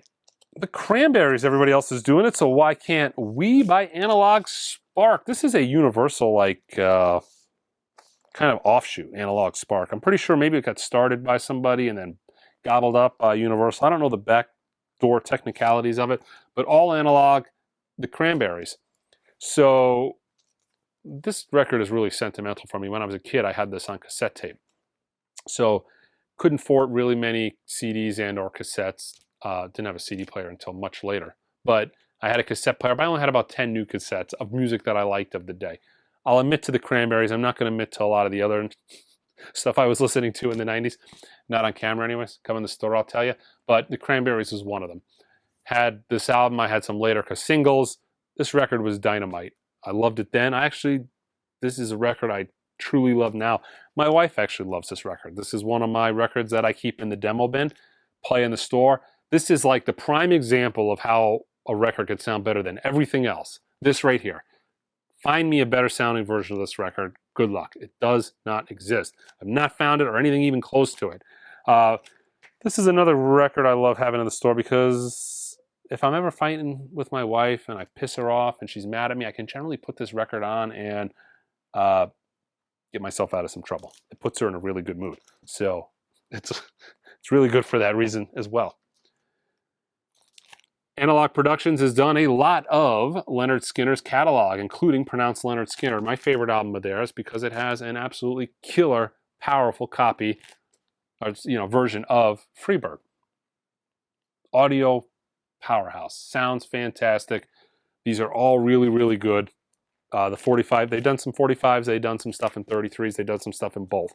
But, man, woo, this is a great record. This has been on my top recommended lists for a long, long time. Mobile Fidelity had a version of it that goes for some big money now, but get this. This is in print. It's still relatively affordable, $59.99, and it sounds absolutely dynamite, but you really can't go wrong with any of the 45 RPM versions, or 33 for that matter, but my favorite record from them in the best fidelity. Here's a record that, if you've heard Roy Orbison, and you don't like Roy Orbison, you might ought to buy this record anyways, because you've never heard Roy like this. This is the Analog Productions version of Crying. There's some ORG titles that have been done of Roy Orbison. Those are all equally as good. Or Roy Orbison's Crying by Analog Productions. These records are just unbelievably good. And you have not heard Roy Orbison sound this good unless you've listened to this record. These things are absolutely magical. If you buy this record and you don't like it, then you just don't like Roy Orbison, right? But if you think you don't like Roy Orbison, buy this record. Then get back to me. you listen to this record and you're like, I just cannot believe this goofy guy is the guy singing, right? It seems almost like a Milli Vanilli type of punk out, you know, like you're being punked. But no, it's the truth. Roy Orbison's voice is absolutely magical. He does crying on this. Love Hurts, which is, it's unbelievable. I mean, the emotion in his voice. There's a couple of guys that, like, when I think that can really elicit emotion. Johnny Cash is probably, his singing is kind of like the most emotional. Roy Orbison is another one. These guys, you could hear their thoughts in their singing. And man, Monument just recorded this thing. This record is, you would have a difficult time recording a record this good today. I mean, these are done extremely well. If I was putting together a 10 best of this list, this could probably be on there. I mean, that record is unbelievable. All right, Dusty in Memphis. Dusty Springfield in what is her best album, right? Let's be honest. Son of a Preacher Man, probably her biggest hit, and her first recording with the Memphis Sound. I've never heard Dusty sound this good. Killer, soulful female vocalist. You guys have probably heard Son of a Preacher Man. Most people have. I think Aretha covered it, right? Dusty, fantastic. Now, unfortunately, again, this is an early Analog Productions that suffers from the flimsy covers, but that they don't use anymore, which is nice. But cheap generic jackets done by Kevin Gray at Coherent Audio. Another Tom Dowd recorded record that happens to sound good.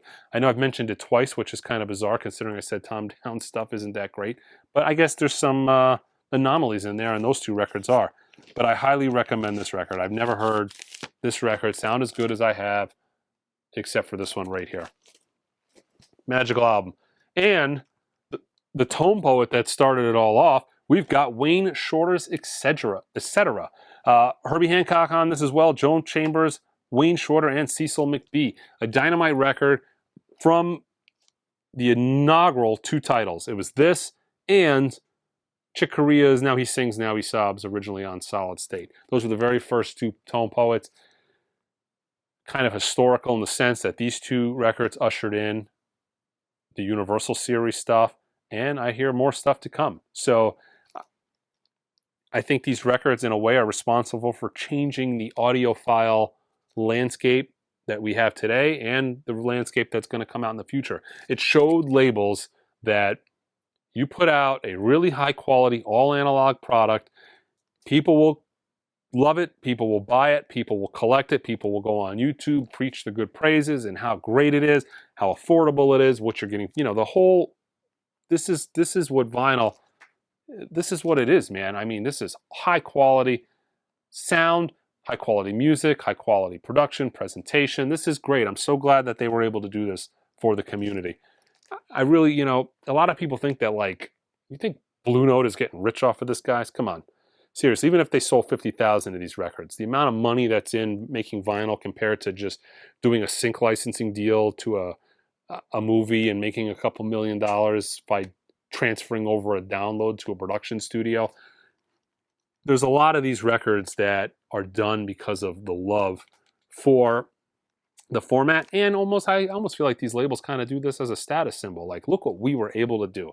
Look how awesome we are. And that's kind of what this was, in my opinion. And they were right, man. They did an absolute dynamite job with the Tone Poet series. And look at how it's progressed. Something that was only supposed to be a short run product, how it's progressed, and the fact that they've announced that they're going to be doing 5 years worth of these titles. Fantastic.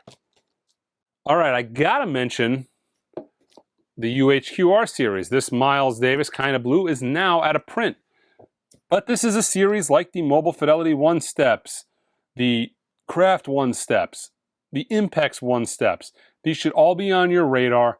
They're super premium products. You know, they're not cheap. This was $100, but what you got for $100 actually was quite nice. This wooden dowel box, nice high gloss Stoughton tip-on jacket. This was on 200 gram Clarity vinyl. This was cut from the original 3 tracks in the 90s. This is the original Classic Records metal stampers, cut from the original 3 tracks by Bernie Grunman from a tape at the time that was from the 90s, you know. So exceptional sounding, but out of print. Don't actually even know what the next title from the series is going to be, but they did announce they're doing this at 45 RPM, the Miles Davis. That no doubt is going to be a home run. But I will say as a whole, this series is dynamite. It's got to be on your radar. I can't specifically mention one because these don't stick around long. So I can't say, well, this is in print and you should get it, because typically they announce these things and they sell out extremely quick. But look out for the UHQRs. All the UHQRs so far have been worth owning. I'm not a huge Jethro Tull fan. They've done Jimi Hendrix Excess Bold as Love, which was dynamite. They've done Kinda Blue, which sounds fantastic. They've done Jethro Tull. The Jethro Tull was okay. I wasn't a huge fan of it, but it was still a record that was worth owning. I have it in my collection, but I'm just not a huge Jethro Tull fan, so that kind of colors my perception of that record. But they've announced that they're going to do a John Coltrane Love Supreme. I think they've announced that they're doing ballads. And Chad has hinted to a bunch of titles, but hasn't really confirmed. But I've got a lot of high hopes for what's coming in that series. There's going to be some great titles coming. Keep an eye on it. Another title from Speaker's Corner, Warren Zevon, Stand in the Fire, recorded live at the Roxy. Again, here's another example of German Speaker's Corner with a nice all-analog cut by Kevin Gray title. Kevin Gray cut, Speaker's Corner stuff is dynamite. You know, the only drawback to Speaker's Corner, I will say, is they use kind of a flimsy cover. But a lot of these sound dynamite, guys. They're really, really good. Another, I'm almost positive we got another all-analog. You're catching a theme here. I really dig the, yeah, this is, let me see here. This, yeah, another Kevin Gray cut title. I really dig the Kevin Gray cut Speaker's Corner stuff. I mean, he really does justice to this label. Although I will say my favorite Speaker's Corner title is the Lou Reed Transformer, which he doesn't do. But as a whole, you can pretty much assume that if Kevin Gray cut it, it's pretty good stuff. All right, another Speaker's Corner title. We're getting into a little block of Speaker's Corner here. Herbie Hancock's Crossings. Let's see who did this. Oh, Kevin Gray. Just pans out that way. Because, I mean, I've spent months on this list, guys, listening to these records and going back and refreshing my memory in a lot of cases. It's not a coincidence that these Kevin Grays come out on top. He's an excellent mastering engineer. One of my all-time favorite boutique labels, Sam's Records from France. It's a one-man label who does boutique, all-analog records, but he doesn't do them at outlandish prices. These are not $500 records. These are $40 records, and that's accounting for import into the United States. Let me pull one of these things apart. Look at the quality of these records.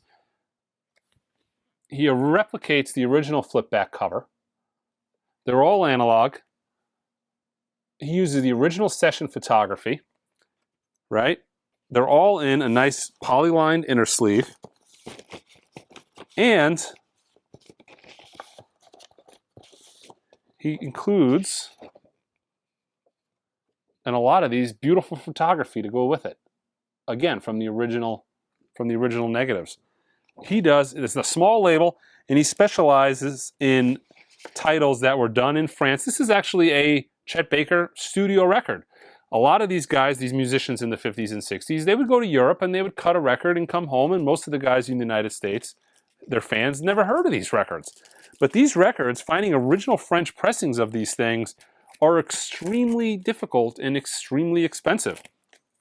This looks like it won a Recording of the Year award at CES Las Vegas 2014 by the Audiophile magazine. Don't know about any of that, but I can tell you from my experience, this record is unbelievable, and I just absolutely love this label. Fred does an amazing job. He inspects every one of these records by hand before he sends them out. He tells me all the time. Typically, if I ever get a return on one of these records, it's not because it's visibly defective. It's because something happened on the sonic, pops, clicks, ticks, stuff you can't typically see. But very few defective records from Sam Records ever gets out. They're a hell of a bargain for the money they cost. Here is another Sam Records title. Now, almost everything he does is all from the original analog tape. Jazz Serene, this is Milt Jackson, Barney Weiland, Percy Heath, and Kenny Clark. This is another great record. I already showed you guys this, but again, look, beautiful tip-on. or not tip-on, but flip-back covers. This is how they came out originally in Europe. Great label, just dynamite. If you're a jazz fan, you need to try every one of these records.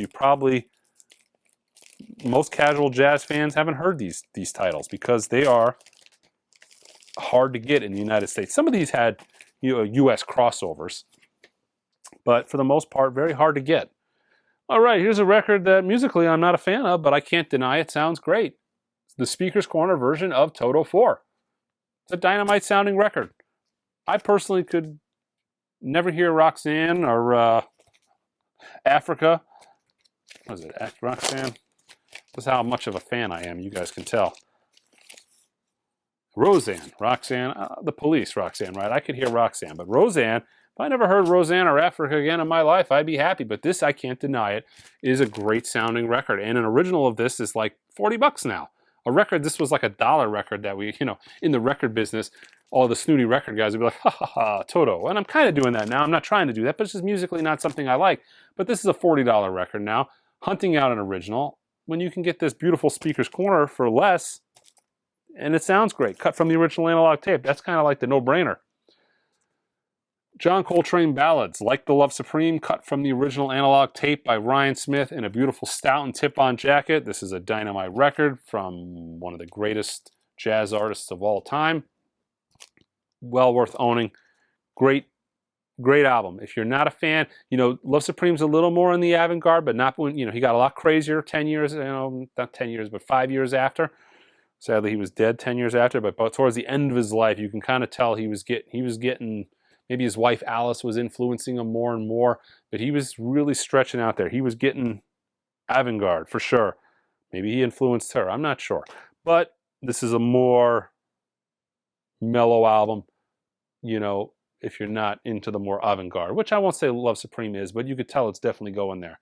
Here's a Tone Poet that is in print, but I haven't seen a repress of it in like a year and a half. I think this is like $200. Chet Baker Sings. This is the Tone Poet that I looked forward to the most. When they announced Tone Poets, there's no title that I wanted more than this. And the reason being is, to this day, and I mean, man, I got a lot of records, guys, and I constantly hunt eBay and all the different things, and I'm always looking for records. I have never found a clean, quiet copy of Chet Baker Sings on Pacific. This is like, there's very few records in this world that I want, and an original clean copy of this is one of them, and I've yet to find it. This was, when I got it, was just, and I know if I find an original one, it's probably not going to sound this great. Pacific records tended to be a little bit noisier, and it's not going to, I mean, so when this came out, I was just ecstatic. Love Chet Baker. But his records are soft, and they're quiet, and they're very mellow, and they kind of have that mood, him singing very softly. And I'm not a fan of really noisy Chet Baker records. That's why these Chet Baker records are so essential. Don't pay $200 for this, guys. It is in print. It's coming back. I don't know what it is. I feel like the more demand there are for them, I don't know what happens if they just keep holding it off and ratcheting up the numbers, and then maybe they'll do a big drop and sell a bunch at once. Why that hasn't come back yet, I don't know. But they've come out and said that these are all in print. They want these records to be in print. Blue Note's trying to get great music to people's hands. They're not trying to create collectibles. So these are coming back. If I was gonna, again, this is a record if I was to do a 10 best list, this might be on it. This is unbelievable. Aaron Neville. Warm Your Heart. This is a record that has a 60s, early 70s vibe feel, but was recorded with like the pinnacle of analog technology. This was recorded, in 1990 and 91. So this is like recorded in the old school tradition with all kinds of like modern state-of-the-art gear. Everybody Plays the Fool. I demoed this record recently for somebody in the house, and he's like, wait, is this the same? This is like the same Everybody Plays the Fool that you hear on the radio? I'm like, yeah. I thought it was a different track. I've never heard it sound like this before. This record is just dynamite, man. The bass on this, one of my absolute favorite records. You guys really need to give this a try. And again, this is one of the reasons I love Chad's label, because he does the scrolly stuff. Granted, we all need like the MoFis to do those titles that everybody knows and buys, right? But it's nice when you're a collector and you've got a really deep collection to get these more squirrely titles. I'm a huge fan. highly, highly recommend it. Warm your heart. All right, speaking of a record that needs to be in print in a high quality form, Mobile Fidelity's second attempt at Breakfast in America by Supertramp. I did a shootout of the video, of this record on video. I think this came out in second, like only slightly behind the Nimbus Supercut, which is extremely expensive and impossible to find. This is a record that is in print, but every single time it goes out of print, it shoots up to 200 bucks. Wait till it comes back.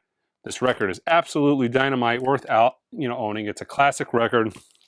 Mobile Fidelity did a killer job on it. They've been on a tear. But yeah, fantastic. All right, my favorite jazz album of all time. I talk about it on the channel all the time.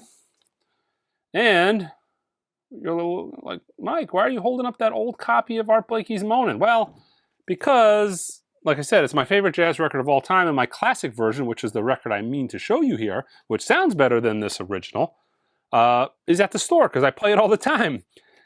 It's awaiting repress, but it is in print, cut by Kevin Gray, all analog. Dynamite record, you should own it. It's the record that got me into jazz. I heard that and I fell in love. For me, it was unbelievable. There was nothing else like it I've ever heard in my life. I wanted to find more records that sounded like it, but this is the jazz record that started it all for me. A lot of guys get into jazz with like Kinda Blue, Dave Brubeck's Time Out. Art Blakey's Moanin' was it for me. He's my favorite drummer of all time. Actually, I remember the day I got this record. What did the guy say? William Lee Turner, Cairo, Egypt, October 23, 1967. So, yeah, this is I'm going to guess that is when he bought it, because this is a non-plasticite. This is a Liberty pressing. So yeah, it's probably the date that William bought the record. But get the classic, mid-$20 record, unbelievable sounding. Yeah, had to show you the old one because the new one's at the store. But that's the one to get. Here is a great label. Here's a band that I'm not really nuts about, Flying Burrito Brothers, but this is on Intervention. Intervention does an absolute dynamite job with their stuff. They only have a couple of titles in print. They've done Gilded Palace of Sin, and they did Burrito Deluxe as well. Beautiful stout and tip-on covers. They did an excellent job on it. Mastered by Kevin Gray. Exquisitely restored cover artwork. Most people, when they say that, they're blowing smoke. They're not. This is exquisitely restored. The quality of this is great. And they actually are really forthcoming on their sources. On some of their later records, like if it's a second generation master tape, I'm almost positive they've even mentioned that. But this is AAA mastering from Real Analog Tapes. Unbelievably great sounding record. Musically not for me, but if you're a Flying Burrito Brothers fan, that's a must-have. All right, one of my favorite titles that Chad has done at Analog Productions, and a title you would never listen to if you didn't know any better. Like, I've had this record come into the store many, many times. It's worthless. It's a $1 record. It's worth nothing. I would never think to myself, I'm going to spend $35 on a Tennessee Ernie Ford record. Now they're $40. But if you listen to this record, holy shit. You're like, what? Unbelievable. His voice is absolutely, like Roy Orbison, his voice is undeniably great. I can't recommend this record enough. I love this record. It's dynamite. I mean, I've gotten original since this came out because I wanted to hear it. It's just, Capitol, man, they screwed some stuff up in the 60s over there, because some of the master tapes, later repressings of some of these records that have come out, the way they sound compared to those originals, like, holy cow, like, what were you guys doing over there? But this record is just unbelievable. I highly recommend it. His voice on vinyl, you'll never hear it sound that good on any other format, I'll tell you now. And the same exact thing goes for Dean Martin. This is a title that you don't think of like, let me go spend $60 on a Dean Martin record. But in all fairness, even if you're not a Dean Martin fan, if you're a jazz fan, you're going to like this, because this is essentially Dean Martin. This is the intimate Dean Martin. This is Dean Martin with a proper jazz band. Barney Kessel on guitar, Red Mitchell on bass. This is a great record. If there's any one person in the world that you could say his voice and vinyl go together, it's Dean. There's a couple of these guys. That Tennessee Ernie Ford, the Roy Orbison, the Dean Martin. Their voice on vinyl is absolutely magical. This is a great record. I highly recommend it. You know, he does Everybody Loves Somebody, I'm Confessing. You know, he does his hits on here. Great sounding record. Highly recommend it. But yeah, a title, again, Chad does titles that are his favorites that you wouldn't typically expect yourself ever buying, but you hear them and you're like, you know, holy cow. Buck Owens, I'm not a huge country fan. I do like vintage country, but I had to listen to this. A few people told me about these in the store, and then I saw, you know, Sundays. Sundays is not known for doing any kind of audiophile stuff, right? But here we've got an all analog title by Sundays. So when I saw that, I'm like, oh, I had to look into this because I felt like right off the bat, this was going to be word gibberish, you know, all analog, original source tape, cut direct from a digital file, you know, that kind of thing. But no, this is 100% all analog, cut by Kevin Gray from the original master tape. This is another example of those 60s, you know, records getting butchered and Capitol running them through the echo chamber and them coming out significantly better in the future. Now, this is just a generic, this is a cheap record. This is like in the low 20s, like maybe a $20 record. So you're getting a cheap, thin cover. It's on clear vinyl, which wasn't noisy. Actually, it might say on the hype sticker, was this pressed at, I thought I saw maybe on the hype sticker, or maybe some of these are pressed at Third Man. But man, this is a killer sounding record. Not kind of like Tennessee Ernie Ford great, but if you're a Buck Owens fan, man, this is a must-have. If you're not, if you like that kind of vintage country, Johnny Cash's, you know, not quality of Johnny Cash because I'm a huge Johnny Cash fan, but that kind of vein of music, these Buck Owens all analog cut by Kevin Gray are dynamite. And like records like this frustrate me. Like, why is, like, you did this right, what can't you do? Sundays puts a lot of musically killer titles out, but from subpar digital sources. Man, I hope they get their act together and they start doing more like this, because these are unbelievable. But I feel like Sundays is turning the corner. That's the beginning of them turning the corner for me. All right. Some more Avanguard, right? Gary Bias. This was originally on Nimbus, a very avant-garde label. Their titles go for extremely big money. But this kind of has the sound of what Blue Note was putting out in the 70s. The sound on this is dynamite. Here is another title by, right, the one and only Kevin Gray. This is on Pure Pleasure. Pure Pleasure does a lot of avant-garde stuff. They're doing a lot of stuff from Tribe, Nimbus, Strata. I really love the avant-garde stuff. The titles that they're doing are $500, $1,000 titles if you find originals. Kevin Gray has cut some of them and they've been dynamite. A lot of those titles have been dynamite because a lot of stuff from Strata and those labels were on really noisy, really crummy vinyl. These aren't. The best thing I think Pure Pleasure put out in the last 5 years have been these avant-garde titles. They're not going to get the big press, the big kudos because it's not musically for everybody, but they are dynamite. They're really, really good. And that is one of the better ones done by Kevin Gray. All right, a title that is still technically in print. Haven't seen it in a while. The Folk Blues of John Lee Hooker. It's John and his guitar. This is very quiet, very intimate, very realistic sounding. Similar to the way that he crafted the saxophone Colossus. This is all Kevin Gray cut, analog master tapes on a tip-on jacket. Definitely worth owning. $25 was the retail the last time I seen it, but it's technically in print, just awaiting a restock. Okay, so I recently did a video you guys might have seen discussing the White Stripes. I'm not really a White Stripes fan, but in that I did a little bit of a mini shootout, and included in that shootout I did the high dollar ERC pricing record. I did an original tour edition. I did this pinwheel vinyl, and I had mentioned that the pinwheel vinyl sounded the best. It was all analog, cut from the master tape, but it was out of print.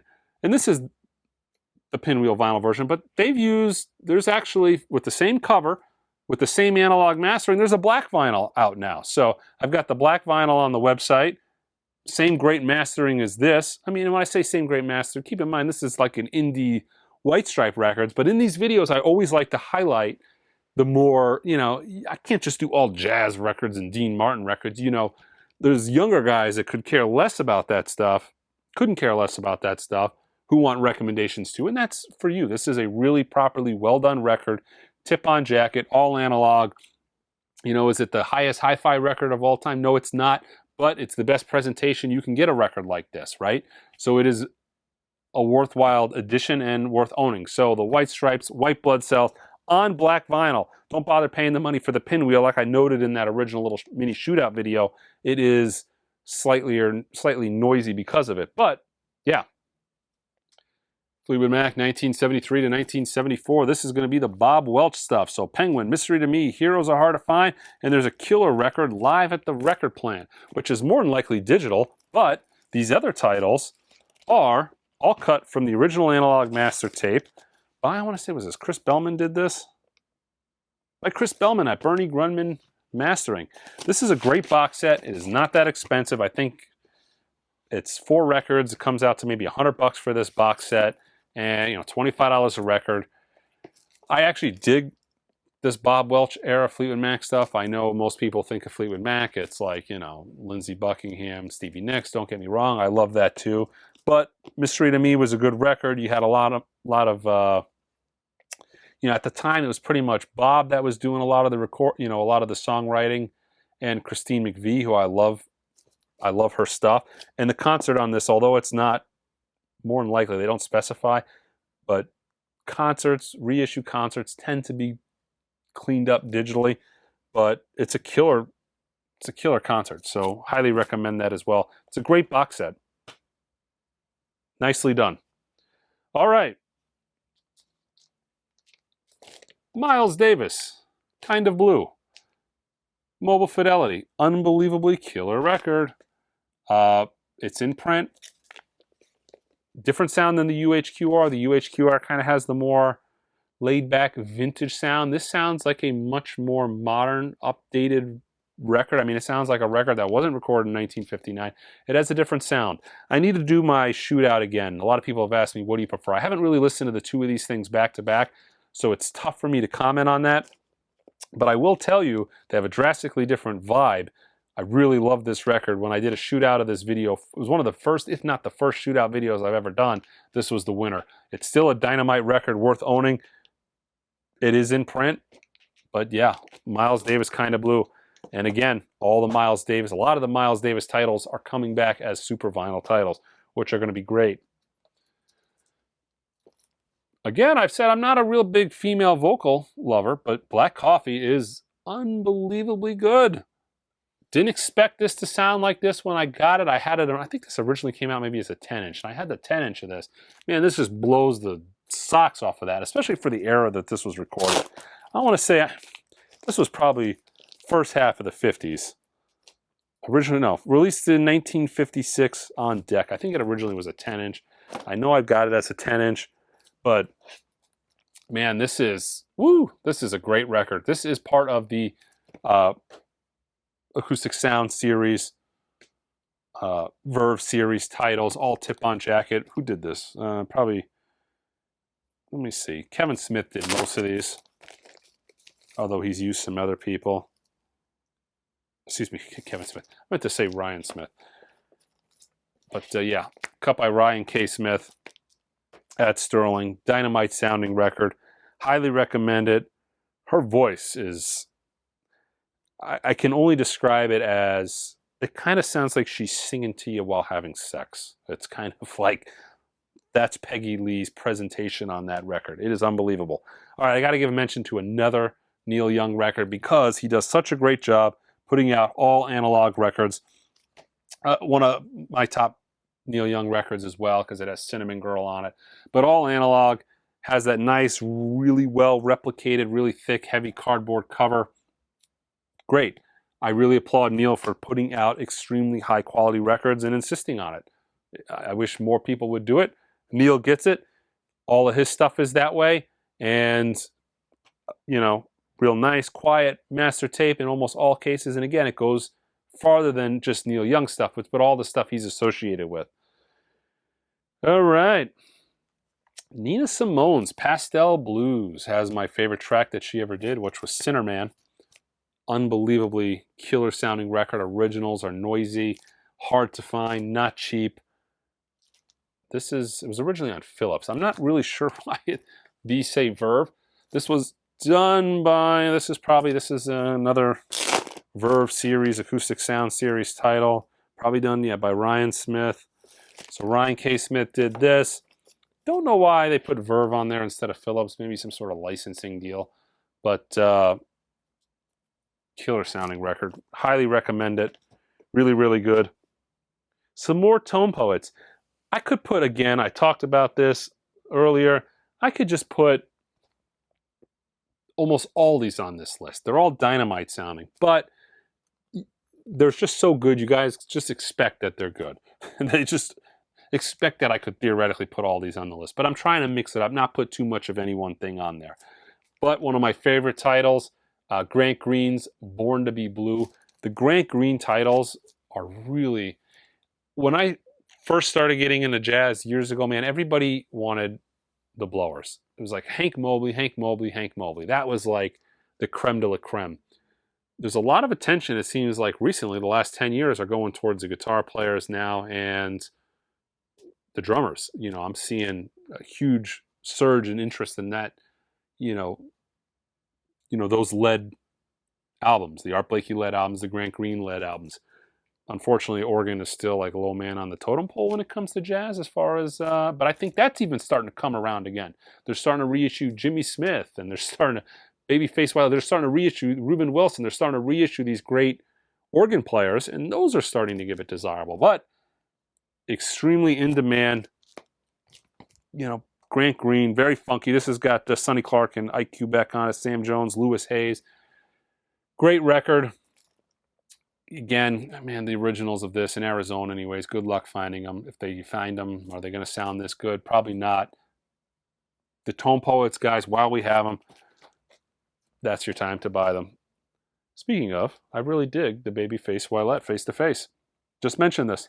Grant Green's on guitar. But Grant Green on guitar, Ben Dixon drums, Fred Jackson on tenor sax. Great record. He does... What's he doing? I think he does a cover on this. Could be thinking of Reuben Wilson.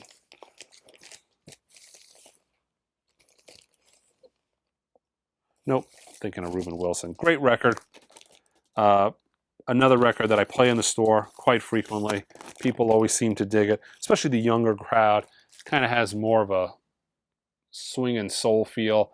The younger crowd really digs that. And when I play it, they typically ask me what it is. All right, so Van Morrison, Moondance. This used to be available as a much better Press That RTI copy cut by Kevin Gray. But now we still have the same Kevin Gray master, right? Kevin Gray master, but this is the back on black version. Although it looks like it still has the this might be Press That RTI because it has the RTI triple dot in the dead wax. But this is still the Kevin Gray cut copy, and it sounds dynamite and it's inexpensive. So yeah, Kevin Gray, a coherent, great sound. And the cover, though, is not as good as it once was. But cheap, all analog. Unfortunately, it comes in a crummy paper sleeve. But it's all analog. It sounds really fantastic. I want to say a couple more of his titles. Maybe Astral Weeks is still the Kevin Gray cut floating around. But I'm not a huge Van Morrison fan. I love them. Huge them fan. Not a huge Van Morrison fan. But if you're going to listen to a Van Morrison album, for me, this is the one I'm going to listen to. All right. Bill Evans, Trio 64. Now, this is a title that, why is there more Bill Evans not in print? Where's all the Bill Evans River? Like, we need to get some more Bill Evans in print. There's very little quality analog Bill Evans in print. But Trio 64 is a title that is in print, and it's fantastic. This is from the Acoustic Sound series. All analog, more than likely Ryan Smith, right? Bill Evans Trio 65 is going to be coming out. That was delayed because of a jacket issue. But we got Trio 64. Sounds dynamite. Stout and tip-on jacket. I really wish this is, you know, we're getting his Verve stuff. I really wish we could see this Riverside stuff. Like Waltz for Debbie needs to be in print. Village Vanguard. I mean, those titles need to be in print in this quality. But Trio 64, worth owning. All right, another Speaker's Corner title cut by Kevin Gray. You guys are noticing the theme. Speaker's Corner out of Germany, all analog. This is some of the best stuff that they've ever done, some of the Kevin Gray cut stuff. Dynamite record. Again, there's not a lot of this stuff, a lot of this era of stuff that just sounds blues and soul that has this kind of sound quality, but this is fantastically well recorded. Sounds great. Highly recommend that. Some more. Man, I'm loaded up on the Acoustic Sound Series. Well, because they're doing such killer titles. You know, a lot of the Tone Poets, great music, but they're not to the caliber of Mingus. You know, Charles Mingus on Impulse. Iconic record. Get these Mingai. It's fantastic. This was a great record. They did Mingus, also known as the Mingai, and Black Saint and the Sinner Lady. This is probably a more accessible album for people, but highly recommend. I mean, if you know you're a jazz guy, great record. And I love, again, the fact that Impulse is using these gatefold stout and tip-on jackets, because that's kind of originally was the look of those titles. All right. So we've got another Miles Davis from Sam Records. Beautiful tip-on back. Beautiful recreation of the original. This is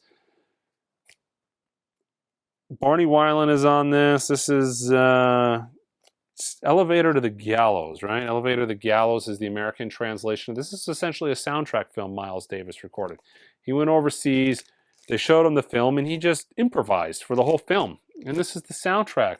It's amazing when you think about it. Just Miles sitting there with his, playing with his band, and with a group of musicians. Not even his band, with guys that he's probably worked with very little or if at all. And watching a film he'd never seen before, and he just laid this out. And what he came out with was killer. Now, this is a title that has been done. This came back to the United States, and this was known as, maybe it was Jazz Tracks, I think they called it in the United States. It came out as an LP. But this is the original replica of the Fontana jacket. I mean, from Sam Records, great, and it's not that expensive. Maybe $30 I think this goes for. Awesome title. All right. This is a non-Blue Note Tone Poet title. This is Pacific Jazz. I hope they really dig deeper into the Pacific Jazz catalog, because, again, man, I have a very difficult time finding these. Curtis Amy and Dupree Bolton, Katanga. This is a killer sounding record. Not a gatefold Tone Poet. Typically only the earlier Blue Notes are. Prested RTI. There's a little bit of information on that. Retrospectives in Real Time by Thomas Conrad. But great record. Man, look at that cover. How killer is that cover? Great title. This was a surprise.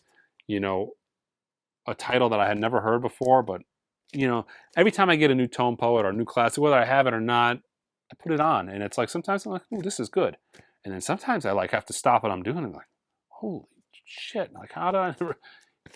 It's great. No matter you own a record store, no matter how many years you listen to music. I listen to music 10 hours a day, every day for decades, and yeah,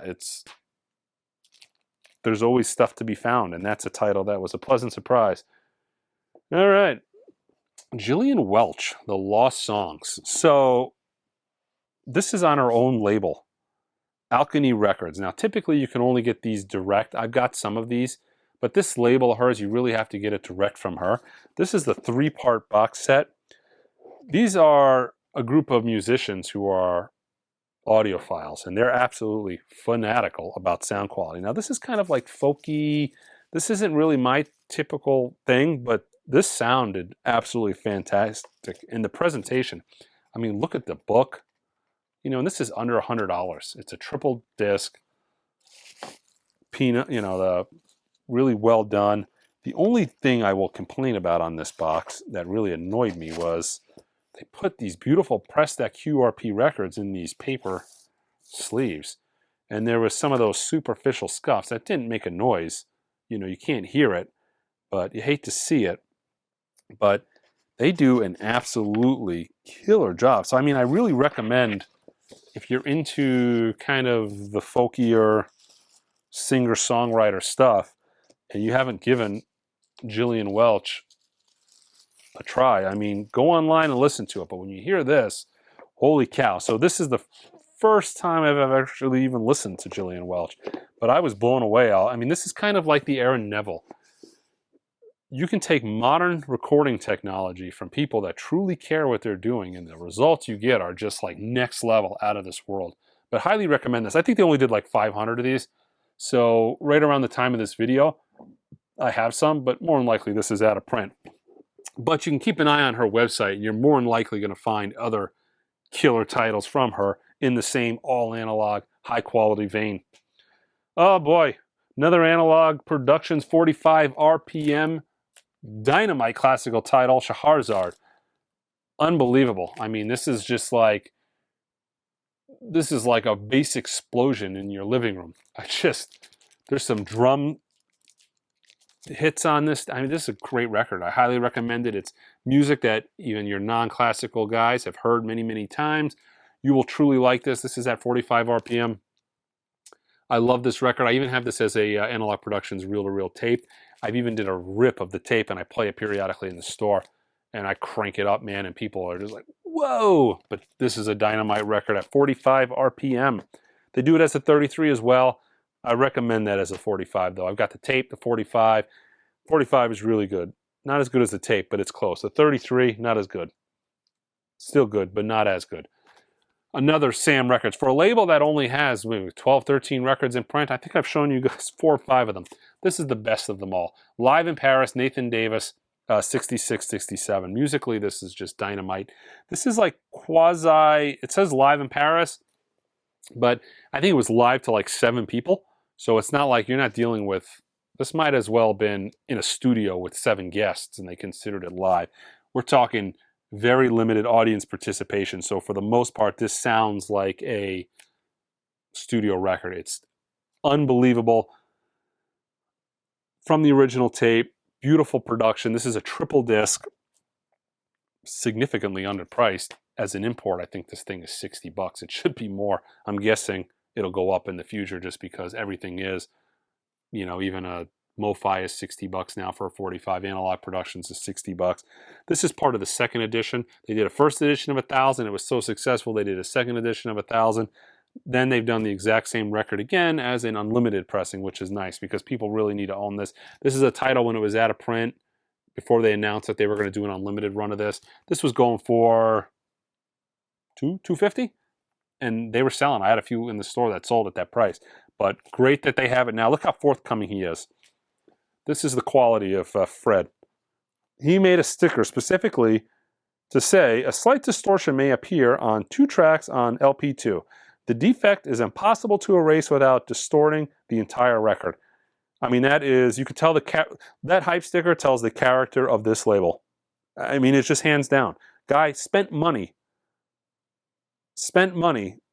to let you guys know that this is on the record, but if you want all analog, you want it to sound good, it's going to have to stay there. Again, I truly, truly, truly love Sam Records. His whole catalog is worth owning. That is my favorite. Probably the greatest chess recording ever done. A lot of the chess catalog was not really well recorded. Muddy Waters Folk Singer. This is the 45 RPM version. Actually, I accidentally grabbed the 33. You want the 45 RPM version of this. Unbelievable presentation, soundstage. This is a lot like the Real Country Blues, the John Lee Hooker. Dynamite sounding. I actually think this is probably a better recording, though, than the John Lee Hooker. This is a dynamite record, guys. Really good. I have an original. I even have a Black Label Chess original, which is extremely rare. Doesn't sound anywhere near as good as this. Another rare exception of a female vocalist that I absolutely love, Helen Merrill. I actually don't care for any of her other stuff, but I love this record. This is a proper jazz record. Female vocalist, an amazing jazz backup band. The sound on this is unbelievable. An original of this is like almost $3 now. If you find a nice clean copy of this original, you're going to probably spend $3 for a near minty copy. You can get a beautiful non-near minty or straight mint copy from Analog Productions for $40. It's in print. I'm out of stock of it right now. Everybody is, again, waiting repress. I'm sorry, guys, but out of the 100 records I'm showing you, I would be shocked if 10 of these are in stock anywhere. Everything is awaiting repress. So my recommendation for any of you guys that are interested in any of these titles, go onto the website, do a restock notification to where you put in your information. When we get them in stock, get the notification. Don't go on the secondary market and pay buku money for these records. An iconic jazz album, Hank Mobley's Soul Station. Originals are very, very expensive. This is part of the Blue Note Classic series. Showed you guys a bunch of these so far. I'm so fond of them because they're all analog, cut by Kevin Gray. Once again, if you've heard I hear this 10 times, I'm sorry. But all analog, cut by Kevin Gray for very little money. Dynamite sound. One more. Miles Davis, Something Else. Excuse me. Cannonball Adderley, Something Else. Kind of a running joke I have in the store is this is, for all intents and purposes, was really a Miles Davis record. I mean, Cannonball was in Miles' band at the time. If you read the liner notes, they even specify that like Miles chose all the material on this for the most part. But dynamite record. Miles, Cannonball, Art Blakey, unbelievably killer record. It was Cannonball's only album he ever did on Blue Note. Part of the Blue Note series, classic series. All analog, cut by Kevin Gray. One of the top 10 probably greatest jazz albums of all time. So that's like, you know, a fantastic pinnacle album. And back in print, which I was upset about at first because the 30th anniversary that they did recently of this didn't hold a candle to this. All analog, cut from the original master tape by the legendary Bernie Grundman. Sounded killer. They were doing a 30th anniversary of it. I was excited. You know, beautiful jacket. Blows this jacket away. I heard it. It was done by Ryan Smith. I had high hopes for it. They didn't announce whether or not it was analog or digital. They kind of leaned towards the fact that it was analog. It turned out not to be analog. The sound wasn't that great. I'm bummed out. What happens a couple months later? This is back in stock. It's back in print. All analog, cut by Bernie Grundman, pressed at Palace. Dynamite. Dynamite record, Nevermind by Nirvana. Get this while you can. They've been using the same ORG stampers. If you got the ORG copy from 10 years ago, you essentially have this pressing. They've been using the same ORG stampers for this record for a decade now. The stampers aren't going to last forever. I don't know if a tape exists. They've said it has. They said it doesn't. Not 100% sure who to believe at this point. But even if it does, the chances of Bernie Grundman getting the tape back and doing it again, and if he did, would it be as good as this? I don't know. But get it while you can. It is absolutely fantastic. All right, another record from Impex. Earth, Wind, and Fire. That's the Way of the World. Never heard this record until I did. And when I heard it for the first time, it was in the store. I put this puppy on. And man, that opening lick from Shining Star made everybody stop what they were doing, turn around, and look at the stereo. I mean, it was just like, I was going to kind of like, you know, sing it for you, but I don't want to ruin it for you guys. It's dynamite. It's unbelievable. It's a killer record. This is in print, awaiting repress. Speaker's Corner does a version of this. It's not as good. You got to have this, the Impex version. Beautiful tip-on jacket from RTI, or Stoughton. Record is from RTI, and my guess is Kevin does this. Yeah, this is a Kevin Gray cut. Get this, no doubt, unbelievable. Love this record. I was so bummed. They did a number edition. This is the numbered edition. I was so bummed when it was sold out. Sometimes the numbered edition, they continue to do more after. They'll do an unnumbered version, and sometimes they don't. I wasn't sure if they were going to do it again. I was so bummed out because this didn't sell really well the first time I talked to Impex. And this was a title that sat in catalog. They only did 2,500 of them, sat in there for years. But it sells now. The word is out on this record. It sounds great. They did an unnumbered version of it, and man, it's dynamite. Get that. These are some of the greatest sounding records in print right now. These are going to be my last 4 I show you. These are from Mobile Fidelity. The Dire Straits stuff. Every Dire Straits title that Mobile Fidelity has done, I will say, is probably definitive. I haven't done a thorough shootout, but I haven't heard anything that even comes close. Love Over Gold is one of my few demo records in the store. It's unbelievable. Unbelievable, unbelievable. Communique. Fantastic. My favorite Dire Straits record, the self-titled, Sultans of Swing. Fantastic record.